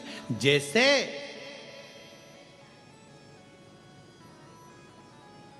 मटर पनीर की सब्जी में सबसे ज्यादा लोग मटर को खाते हैं कि पनीर को? जम के बोलिए, पनीर को। छाट छाट के बड़े प्रेम से खाते उसको, पनीर। क्यों? मटर महंगा है कि पनीर? बोलो बोलो, जरा जम के बोलो। पनीर। तो मटर पनीर की सब्जी में पनीर को वीआईपी बनाया गया, तो वीआईपी पनीर को चुना गया, ठीक है, मटर को छोड़ दिया गया। अब मालूम पड़े आलू मटर की सब्जी हो तो आलू मटर की सब्जी में कौन वीआईपी है? मटर। फिर लोग आलू को एक साइड कर देते हैं, मटर को खाते हैं। इसलिए निवेदन है, दूसरे के साथ में तुम्हारा वीआईपीनेस नहीं आएगा, अपने आप को पनीर और मटर बनाना है। आलू तो कोने में पड़ा रहेगा, जितने तुम वीआईपी बनते चले जाओगे, ये बेकार सब छूटते चले जाएंगे और तुम्हारा जीवन अग्रण्य हो।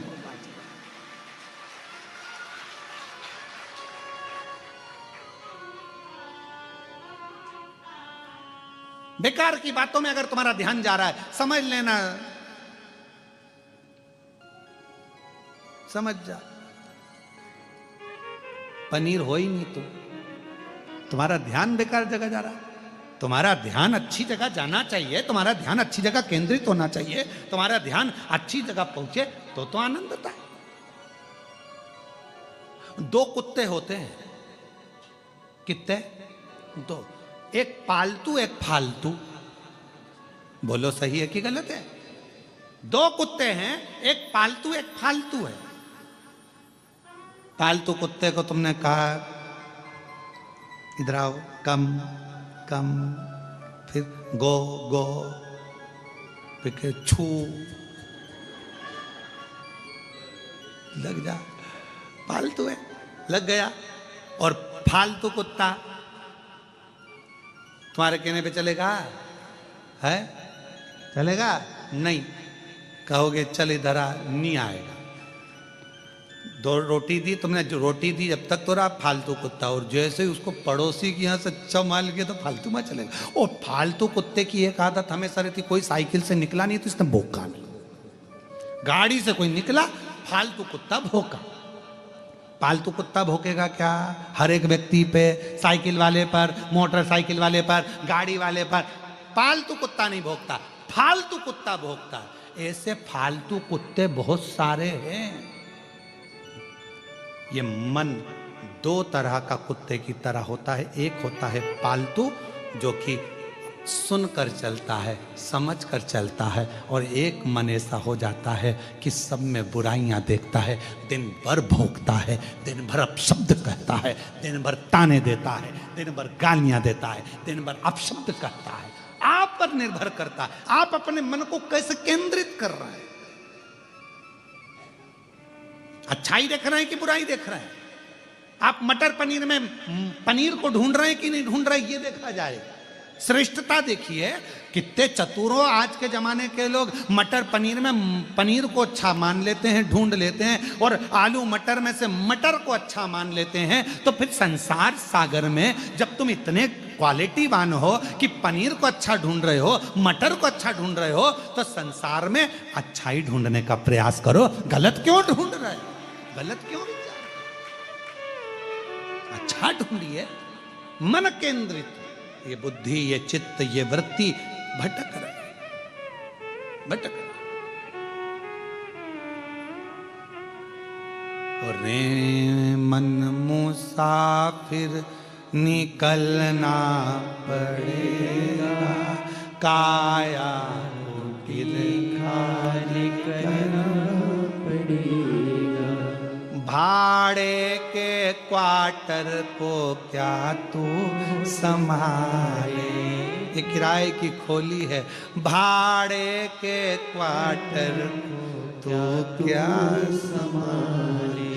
जिस दिन तुझे घर का मालिक निकाले, सांसों का किराया भी भरना पड़ेगा, काया कुटिर खाली करना पड़ेगा। कितना इस किराए के मकान को संभालने में लगे हो। खूब सुंदर सजाया धजाया किराए के मकान को, कितना बढ़िया।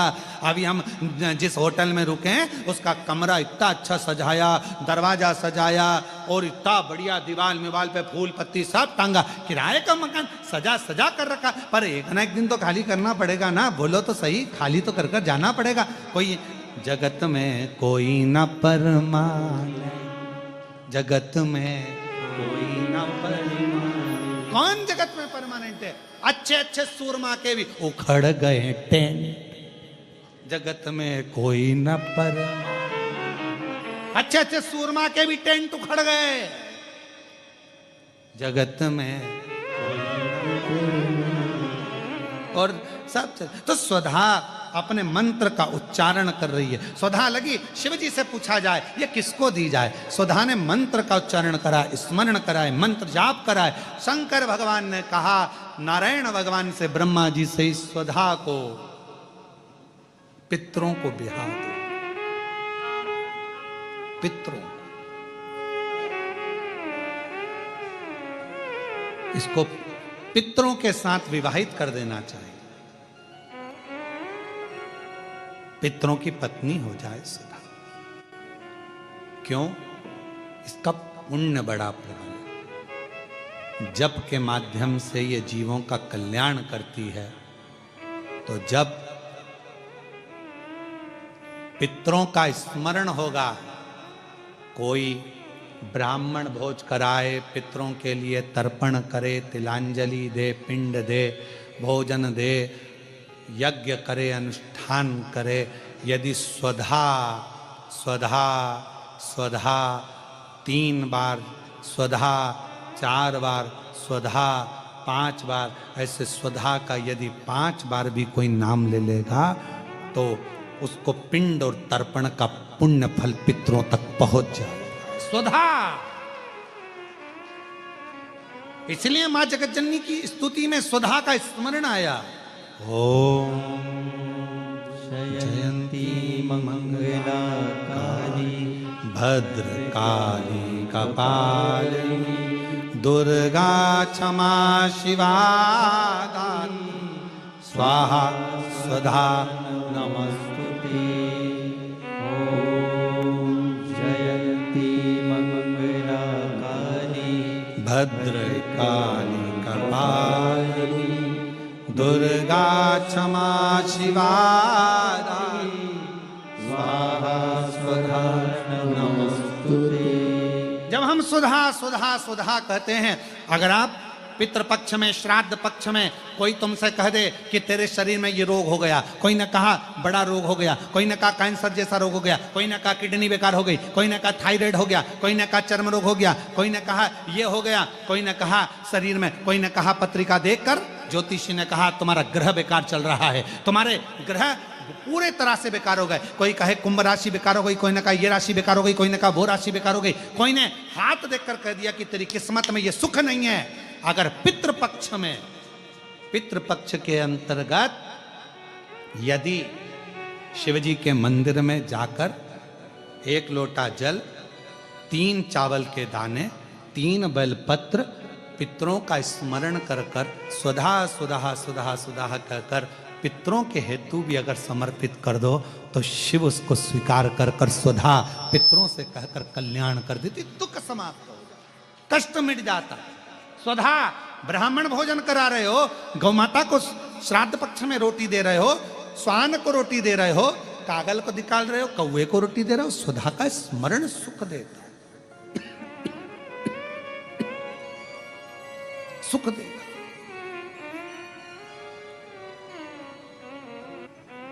ओम जयंती मंगलाकाली भद्रकाली कपालिनी दुर्गा क्षमा शिवा दानी स्वाहा स्वधा नमस्तुते।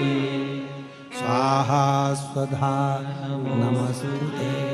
स्वाहा स्वधा नमस्तुते। स्वाहा स्वधा नमस्तुते। स्वधा स्वधा स्वधा बोल लेने से भी पितृ तृप्त हो जाता। इसका स्वरूप का दर्शन करूं जिससे संचित पाप नष्ट हो जाए मनुष्य के, तब ब्रह्म ऋषि वशिष्ठ जी ने ध्यान लगाकर देखा तो भगवान नारायण की मानस पुत्री सरयू बड़ी अच्छी है, सुंदर है, पवित्र है। अगर ये भूमंडल पर आ जाए, पृथ्वी पर आ जाए तो इसके केवल दर्शन मात्र से जीव के पाप नष्ट हो जाएंगे। इसको लेने के लिए जाना पड़ेगा, मां सरयू को लेने के लिए जाना पड़ेगा। वशिष्ठ जी ने अपने मन में विचार कर लिया और वशिष्ठ बाबा चल दिए मां सरयू जी को लेने के लिए। सबसे पहले पहुंचे ब्रह्मलोक, ब्रह्मलोक में मां सरयू जी नहीं थी। फिर पहुंच गए इंद्रलोक, इंद्रलोक में मां सरयू जी नहीं थी। गरुण वरुण पितृ सारे लोकों में भ्रमण करते करते वशिष्ठ बाबा आखिरी में बैकुंठ लोक पहुंच गए, जहां पर मां सरयू विराजमान थी। और भगवान नारायण से स्वयं वशिष्ठ बाबा ने कहा, प्रभु ये सरयू को संसार की मुक्ति के लिए, संसार के उद्धार के लिए और मात्र स्वरूप के दर्शन के लिए इस मां सरयू जी को पृथ्वी पर भेज दो, जो आपकी मानस पुत्री है। भगवान नारायण ने जगत कल्याण के लिए, जगत उद्धार के लिए सरयू जी को पृथ्वी पर भेजने को तैयार।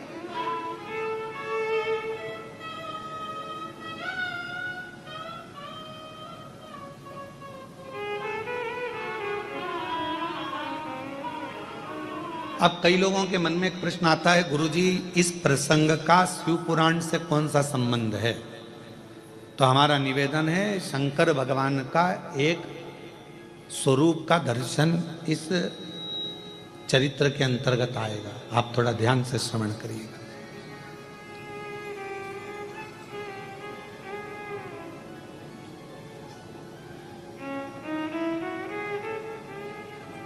सरयू जी को दे दीजिए, ठीक है, ले जाओ।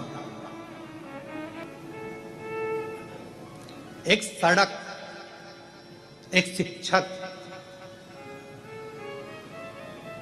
ये दोनों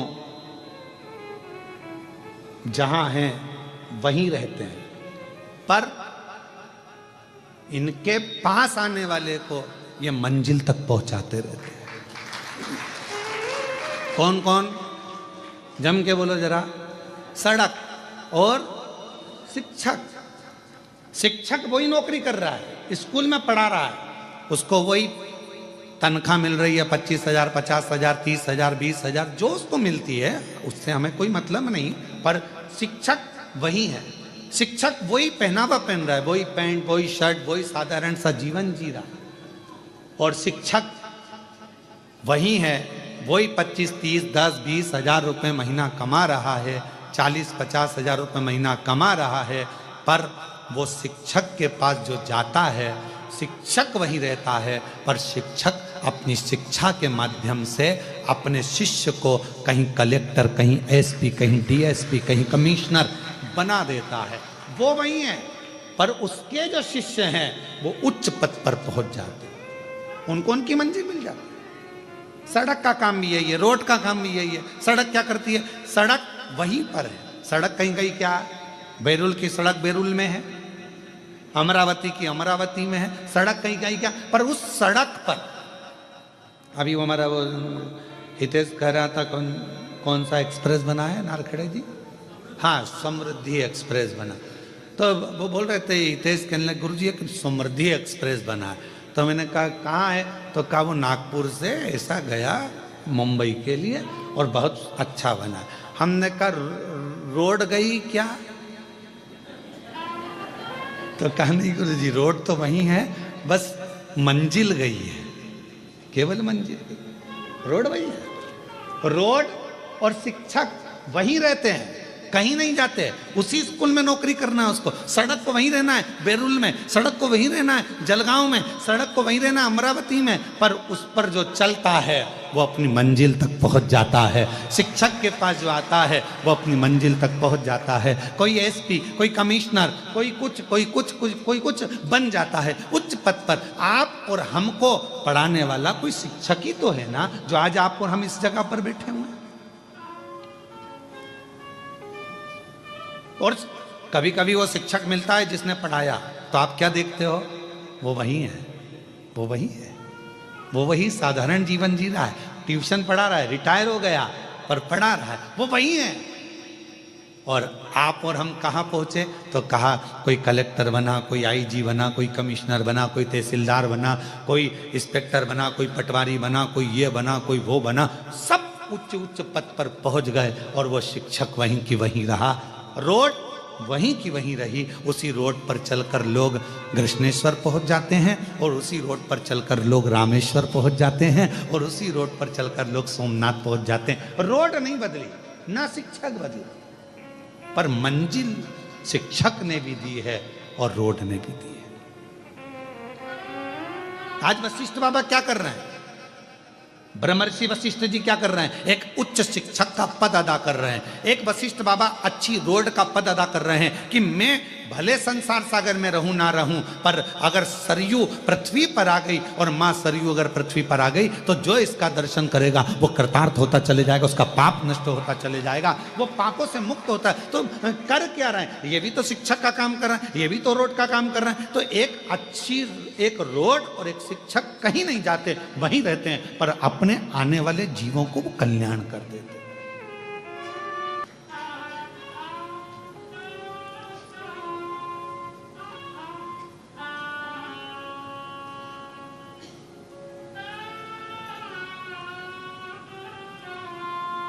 जो तुमने मांगा है वो देगा। और महादेव नमन चरणों में स्वीकार कीजिए सबका किया है मेरा भी उद्धार कीजिए, उद्धार कीजिए।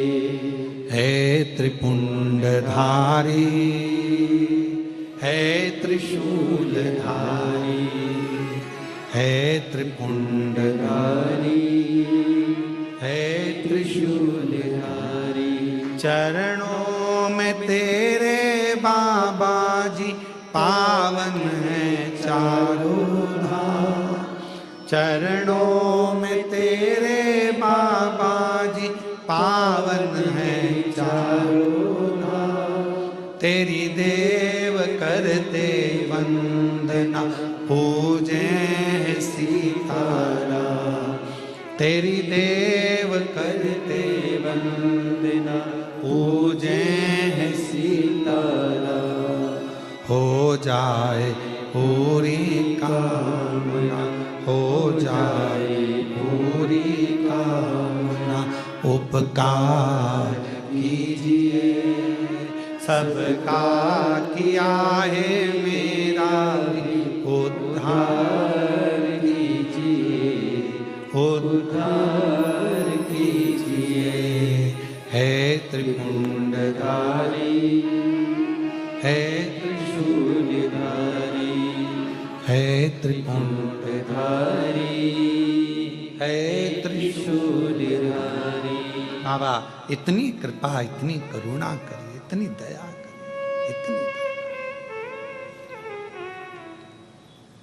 करुणा करिए।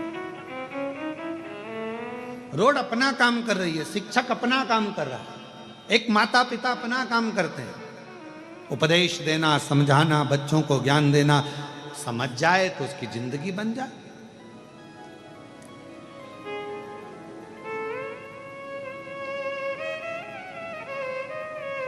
पर एक होता है माली और एक होता है पुजारी। कौन कौन? एक माली और एक पुजारी। सही निर्णय देना रहे हो बेलूर वालों, उत्तर बिल्कुल सही देना हो, सोच समझ के देना, अच्छे से देना। बाहर वाले भी जरा ध्यान लगाना है। तुम ये मत सोचना कि मैं तुमको देख नहीं रहा हूं, ध्यान में उत्तर सही देना। एक माली है और एक पुजारी है। माली का काम क्या है? पौधा लगाना, जल डालना, खाद डालना और उसमें अच्छे अच्छे फूल उत्पन्न करना, ठीक है। पुजारी का काम क्या है? फूल लाना, तोड़कर भगवान की माला बनाना, श्रृंगार बनाना, भगवान को पूजन करना, श्रृंगारित करना, ठीक है। अब उस फूल का सबसे ज्यादा पुण्य माली को मिलेगा कि पुजारी को मिलेगा? है माली को। बहुत बढ़िया, नजर उतर वाले ना, बिल्कुल सही बोल, बिल्कुल सही बोले। किसको मिलेगा? माली को। क्यों? क्योंकि माली ने उस फूल को अपने पुत्र की तरह रखा है। पहले बच्चा की तरह पहले पौधा लगाया, पौधा लगाकर उसको धीरे धीरे बड़ा करा, बड़ा करा और धीरे धीरे बड़ा करने के बाद में वो जो फूल है उसको संजोया, संजोने के बाद उसको फिर वो लेकर चला। वो एक गाने की लाइन याद आ गई, भंवरे ने खिलाया ले गया राज, भंवरे ने खिलाया फूल को ले गया राज को। और कभी कभी एक प्रसंग इसके साथ में जुड़ा हुआ भी याद आता है। एक प्रसंग बड़ा सुंदर याद आता है कि एक भंवरे ने एक गोबर के कीड़े से कहा, क्या दिन भर गोबर में पड़ा रहता है, चल मेरे साथ में तुझे लेकर चलता हूँ, अच्छे अच्छे फूलों में तुझे ले जाऊंगा। गोबर का कीड़ा बोला, यार कहाँ मैं जाऊंगा, तू मुझे कहाँ लेकर जा? नहीं नहीं चल मैं तुझे घुमा के लेकर। और भंवरे ने गोबर के कीड़े को उठाया और उठाकर एक फूल में ले जाके रख दिया। अब कैसी लगी सुगंध? अरे बहुत जोरदार, आनंद आ गया, बड़ी प्रसन्नता हो गई, खुश हो गया। अब तू फुल एंजॉय कर यहाँ पे हो। भंवरा तोड़ के चले गया, रात को फूल बंद हो गया। अब गोबर का कीड़ा उसमें फंस रह गया उसी के अंदर। अब इतने में किसी ने उस फूल को तोड़ लिया, तोड़कर मंदिर में ले गया, भगवान के चरणों में उसको चढ़ा दिया। सवेरे वो फूल खिल गया, चढ़ा हुआ, उसमें से गोबर का कीड़ा निकला, वापिस उस फूल में चला गया। मंदिर में चढ़ा हुआ फूल दूसरे दिन निर्माल्य बन गया। उसको किसी ने उठाया, गंगा जल में ले जाकर विसर्जन कर दिया। भंवरा उड़ते उड़ते नाली उस गोबर के कीड़े के पास आया। कहाँ है मेरा दोस्त, कहाँ है माय बेस्ट फ्रेंड, कहाँ है? ढूंढता ढूंढता ढूंढता ढूंढता और उस गोबर के कीड़े के पास पहुंच गया। गंगा के जल में वो फूल पर था। उस कीड़े से पूछा, भाई तू कैसा महसूस कर रहा है? गोबर के कीड़े ने कहा, तेरा जैसा दोस्त अगर किसी को मिल जाए तो गोबर में से निकालकर गंगा तक पहुंचा देता है। गोबर में से निकाल कर गंगा तक पहुंचा देता है। कोई ऐसा सदगुरु हमारी जिंदगी में भंवरे की तरह आता है, भ्रमर करता करता करता करता हम संसार के उसी गोबर में पड़े हुए हैं। काम, आसक्ति, वासना, लोभ, तृष्णा, झूठ, प्रपंच सब में फंसे हुए हैं। उसमें से एक कोई सदगुरु भंवरे के रूप में आएगा, तुम्हें निकालेगा, कहीं कथा में ले जाकर बिठा देगा, मन लगेगा, फिर धीरे से तुम्हें शिव जी के मंदिर तक पहुंचा देगा, एक लोटा जल चढ़ाने में लगा देगा। एक लोटे जल चढ़ाते चढ़ाते एक दिन तुम्हें परमात्मा की शरणागति का सुख दिला देगा। वो समझ लेना कि कोई मिला जिसने हमें परमात्मा तक भेज दिया। और भंवरे ने खिलाया, ले गया राज, भंवरे तू के नाना भूल भूल मेरा हो गया इधर। भंवरे ने खिलाया फूल फूल को ले गया राज तुम्हें। अब ये भंवरे के भीतर वो गोबर का कीड़ा जो लगा, गोबर का कीड़ा जो गया, गोबर के कीड़े के कितने प्रसन्नता होगी कि मैं कभी जिंदगी में गंगा के जल में जाता क्या, कभी मैं गंगा जल तक पहुंचता क्या। पर अच्छी मित्रता, अच्छा दोस्त, अच्छी संगत, अच्छे व्यक्ति तुम्हें अच्छाई की ओर ले जाकर छोड़ देता। पर गोबर के कीड़े में कम से कम एक अकल तो थी कि वो वापस गोबर में नहीं आया। नहीं तो आज के व्यक्ति को कितना, अभी एक जगह पर हम गए थे, वहां पर वो नशा मुक्ति केंद्र, हम अभी कथा करने हैदराबाद गए तो कहा गुरुजी ये 5 मिनट के लिए आना, तो हम गए वहाँ नशा मुक्ति केंद्र में। तो हमने उनसे पूछा क्यों ये सबकी छूट गई? कि हाँ गुरुजी आधों की छूट गई, आधों की छूटने वाली। अच्छा, हमने कहा ठीक है, जिनकी छूट गई उनको मिला दो हमसे। हमने कहा भैया कहाँ से आए हो? तो कोई कहा कि हम बीजापुर से आए हैं। अच्छा ठीक है। फिर कोई बोला वहाँ से, हमने कहा ठीक है, छोड़ दी।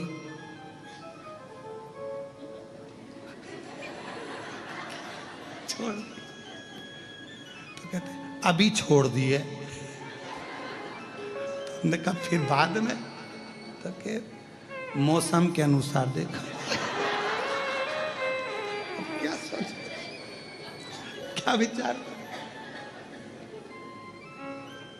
कोई कोई गोबर का कि उसमें समझदारी तो थी। अरे बोलो सही है कि गलत है?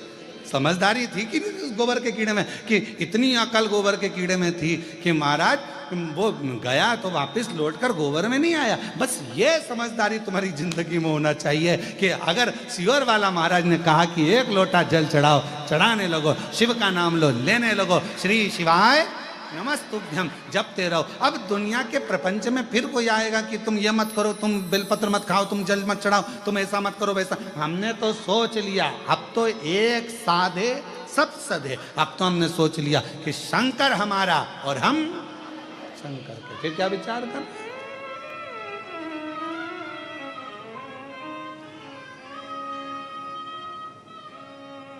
एक भजन का पर्चा यशराज पंडित जी के पास होगा दिया, तो वो एक जो हम सोच लिए, जो हम विचार कर लिए, जो हम मन में सोचे, विचार कर।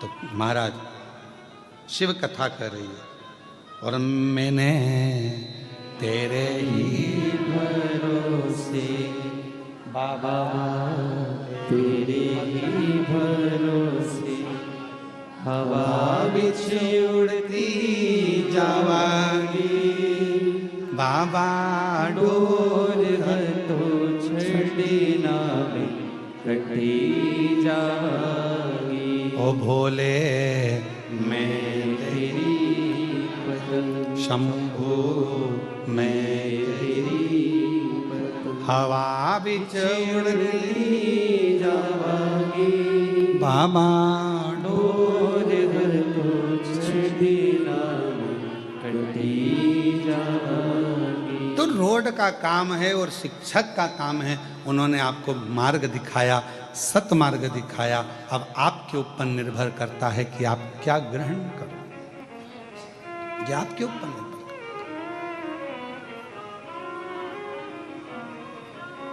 है। माली और जम के बोलो, जम के पुजारी। माली ने क्या करा? पौधा लगाया। माली ने क्या करा? फूल के पौधे को बड़ा करा। माली ने क्या करा कि फूल को पाला अपने पुत्र की तरह, और एक बेटे की तरह जब पालन पोषण कर लिया। तुम देखना, जो माली दिल से पौधे लगाता है ना, उसका फूल तोड़ के बता दो, वो तुम्हें नी गोभी का फूल बना दे, तुम तोड़ के बता दो। कोई किसान सोयाबीन लगाया, कोई किसान ने मक्का बोई, कोई किसान ने गेहूं बोया, फसल लगाई, और तुम उसके खेत को मचाओ तो वो एक एक पौधे को अपनी औलाद की तरह रखता है किसान। एक एक पौधे को, सोयाबीन का एक पौधा होगा, एक गेहूं का पौधा होगा, एक मक्का का पौधा होगा, तो वो किसान के लिए उसकी औलाद जैसा होता है, उसके बच्चे जैसा होता है कि कैसे इसमें जो दाना आएगा मैं बेचकर अपना कर्जा चुका दूंगा, मेरी घर बना लूंगा, मेरी बेटी की शादी कर दूंगा, मेरे बेटे का ब्याह कर दूंगा, मेरा मकान बन जाएगा। किसान कितनी आस लगाता है।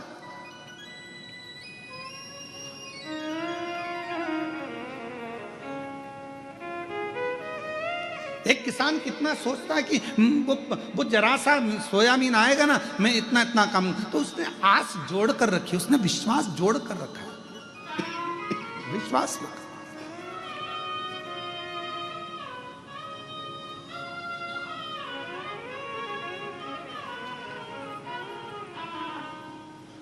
माली ने पौधा लगाया, फूल बड़ा करा, पुजारी ने फूल को तोड़ा, भगवान तक लेकर गया।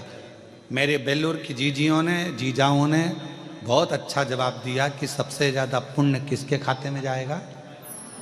माली के खाते में। क्यों? उसने अपने पुत्र के भाव से उसको संजोया है, और पुत्र को संजो कर उसने परमात्मा तक ले जाने के लिए छोड़ दिया है। बीच में मझधार जो बना है, बीच में सेतु जो बना है, बीच में जो मंजिल तक पहुंचाने वाला बना है, वो पुजारी। तो एक संत, एक साधु, एक सन्यासी, एक तपस्वी, एक कथाकार, एक गुरु अपनी जिंदगी में माली का काम करता है, तुम्हें पोष कर बड़ा कर कर परमात्मा तक पहुंचाने का एक लक्ष्य निश्चित कर देता है, और तुम्हें वो परमात्मा तक पहुंचाने का प्रयास करता है। जैसे ब्रह्म ऋषि वशिष्ठ जी सरयू जी को लेकर आना चाहते हैं। भगवान नारायण से कहा कि मैं सरयू को ले जाना चाहता हूं। क्यों? भगवान विष्णु ने पूछा, ये मेरी मानस पुत्री है, तुम इसको करोगे क्या? क्यों लेकर जा रहे हो? पृथ्वी पर क्या काम आएगी? तो ब्रह्म ऋषि वशिष्ठ बाबा ने कह दिया कि मैं इनको इसलिए लेकर जा रहा हूं कि संसार के लोग इनका दर्शन कर कर अपने पापों को त्याग दें, पापों से मुक्ति मिल जाए।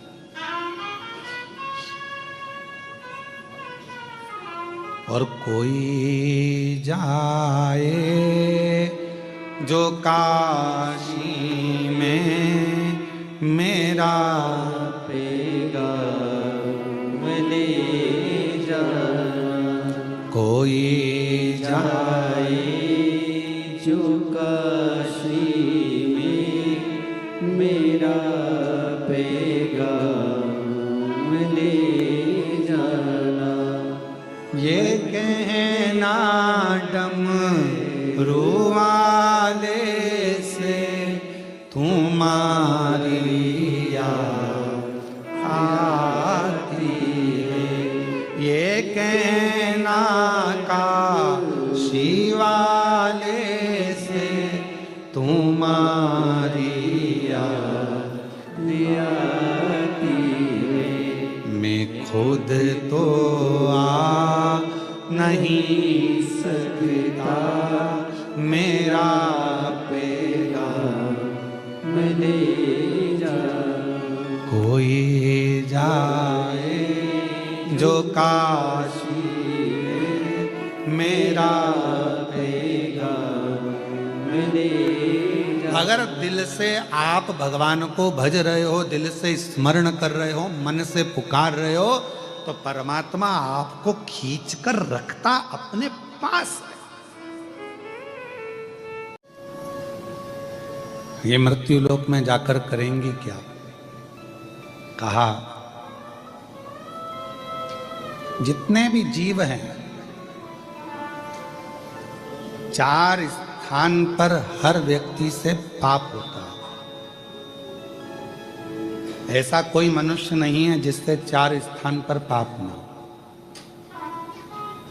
दुनिया का कोई व्यक्ति कह दे कि हम सबसे ज्यादा पवित्र हैं, हमने जिंदगी में कोई पाप नहीं किया, समझ लेना पक्का झूठेला है।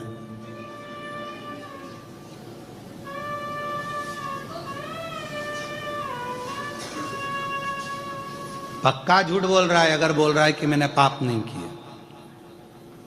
4 स्थान पर हर व्यक्ति से पाप होता है। पहला, झाड़ू लगाते समय छोटे छोटे जीव मर जाते हैं, उसका पाप माथे चढ़ता है। दूसरा, पानी भरते समय, कपड़े धोते समय, नहाते समय छोटे छोटे जीव मर जाते हैं, उसका पाप माथे चढ़ता है।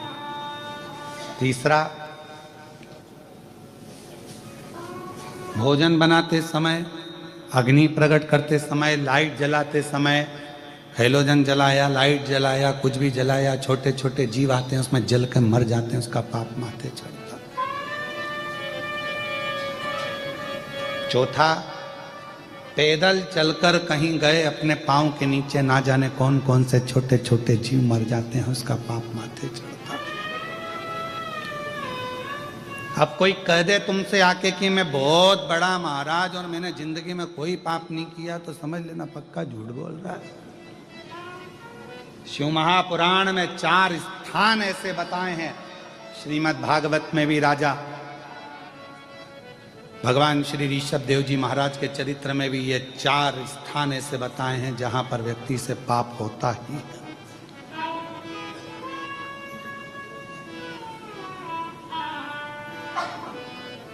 अब तुम मुंह हाथ नहीं धोगे क्या? जम के तो बोलो, धोगे ना, कोई जीव तो चाहता है। कपड़े नहीं धोगे क्या? धोगे, जीव तो जाता। झाड़ू नहीं लगाओगे क्या? लगाओ। तो यही तो ब्रह्मर्षि वशिष्ठ जी के मन में यही तो प्रश्न रहा कि हर व्यक्ति के सिर पर पाप की गठरिया बंधी है, प्रत्येक व्यक्ति पाप की गठरिया को ढो रहा है। और यदि वो भूलवश भी जिन मां सरयू जी को मैं पृथ्वी पर लेकर जा रहा हूं, अगर वो सरयू जी का दर्शन कर लेंगे, ये सरयू माता नदी के रूप में नहीं थी, ये तो स्त्री के रूप में थी। नदी तो बाद में बनी, अभी आप चरित्र श्रवण करेंगे, नदी जब बनी वो पहले तो स्त्री का स्वरूप। मैं इनको लेकर जा रहा हूं, ये कई पापियों के पाप को काट दे,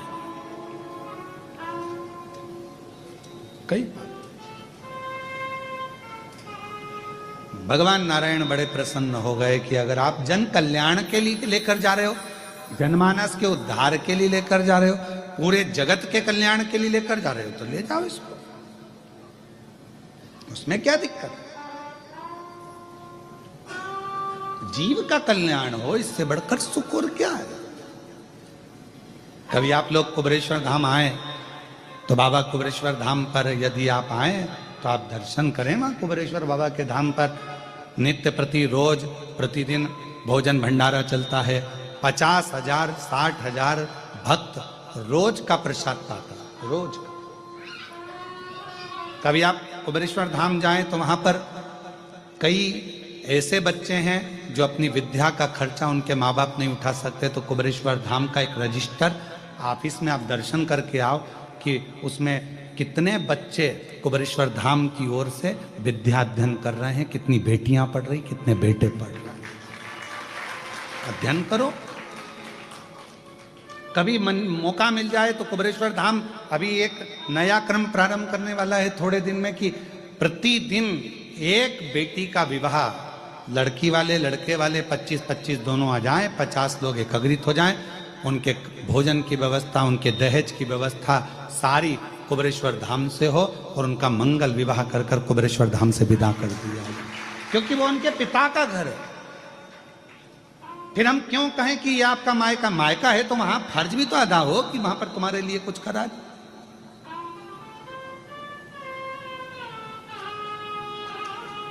कितना सुंदर प्रसंग। आप लोग कभी कृष्णेश्वर बाबा के, जब मैं कहूंगा आस्था चैनल पर जितने लोग भी कथा श्रवण कर रहे हैं, कभी जिंदगी में मौका लगे 12 ज्योतिर्लिंग में से कृष्णेश्वर बाबा का दर्शन करने के लिए आप बेरुल आइए, महाराष्ट्र आइए और दर्शन करो। किसी भी ज्योतिर्लिंग के शिखर पर आप कभी भी शंकर भगवान को नंदी पर बैठा हुआ नहीं देखोगे। केवल कृष्णेश्वर महादेव 12 ज्योतिर्लिंग में से एक हैं जिनके शिखर पर स्वयं भगवान शंकर मां पार्वती जी के साथ नंदी पर बैठकर जा रहे हैं।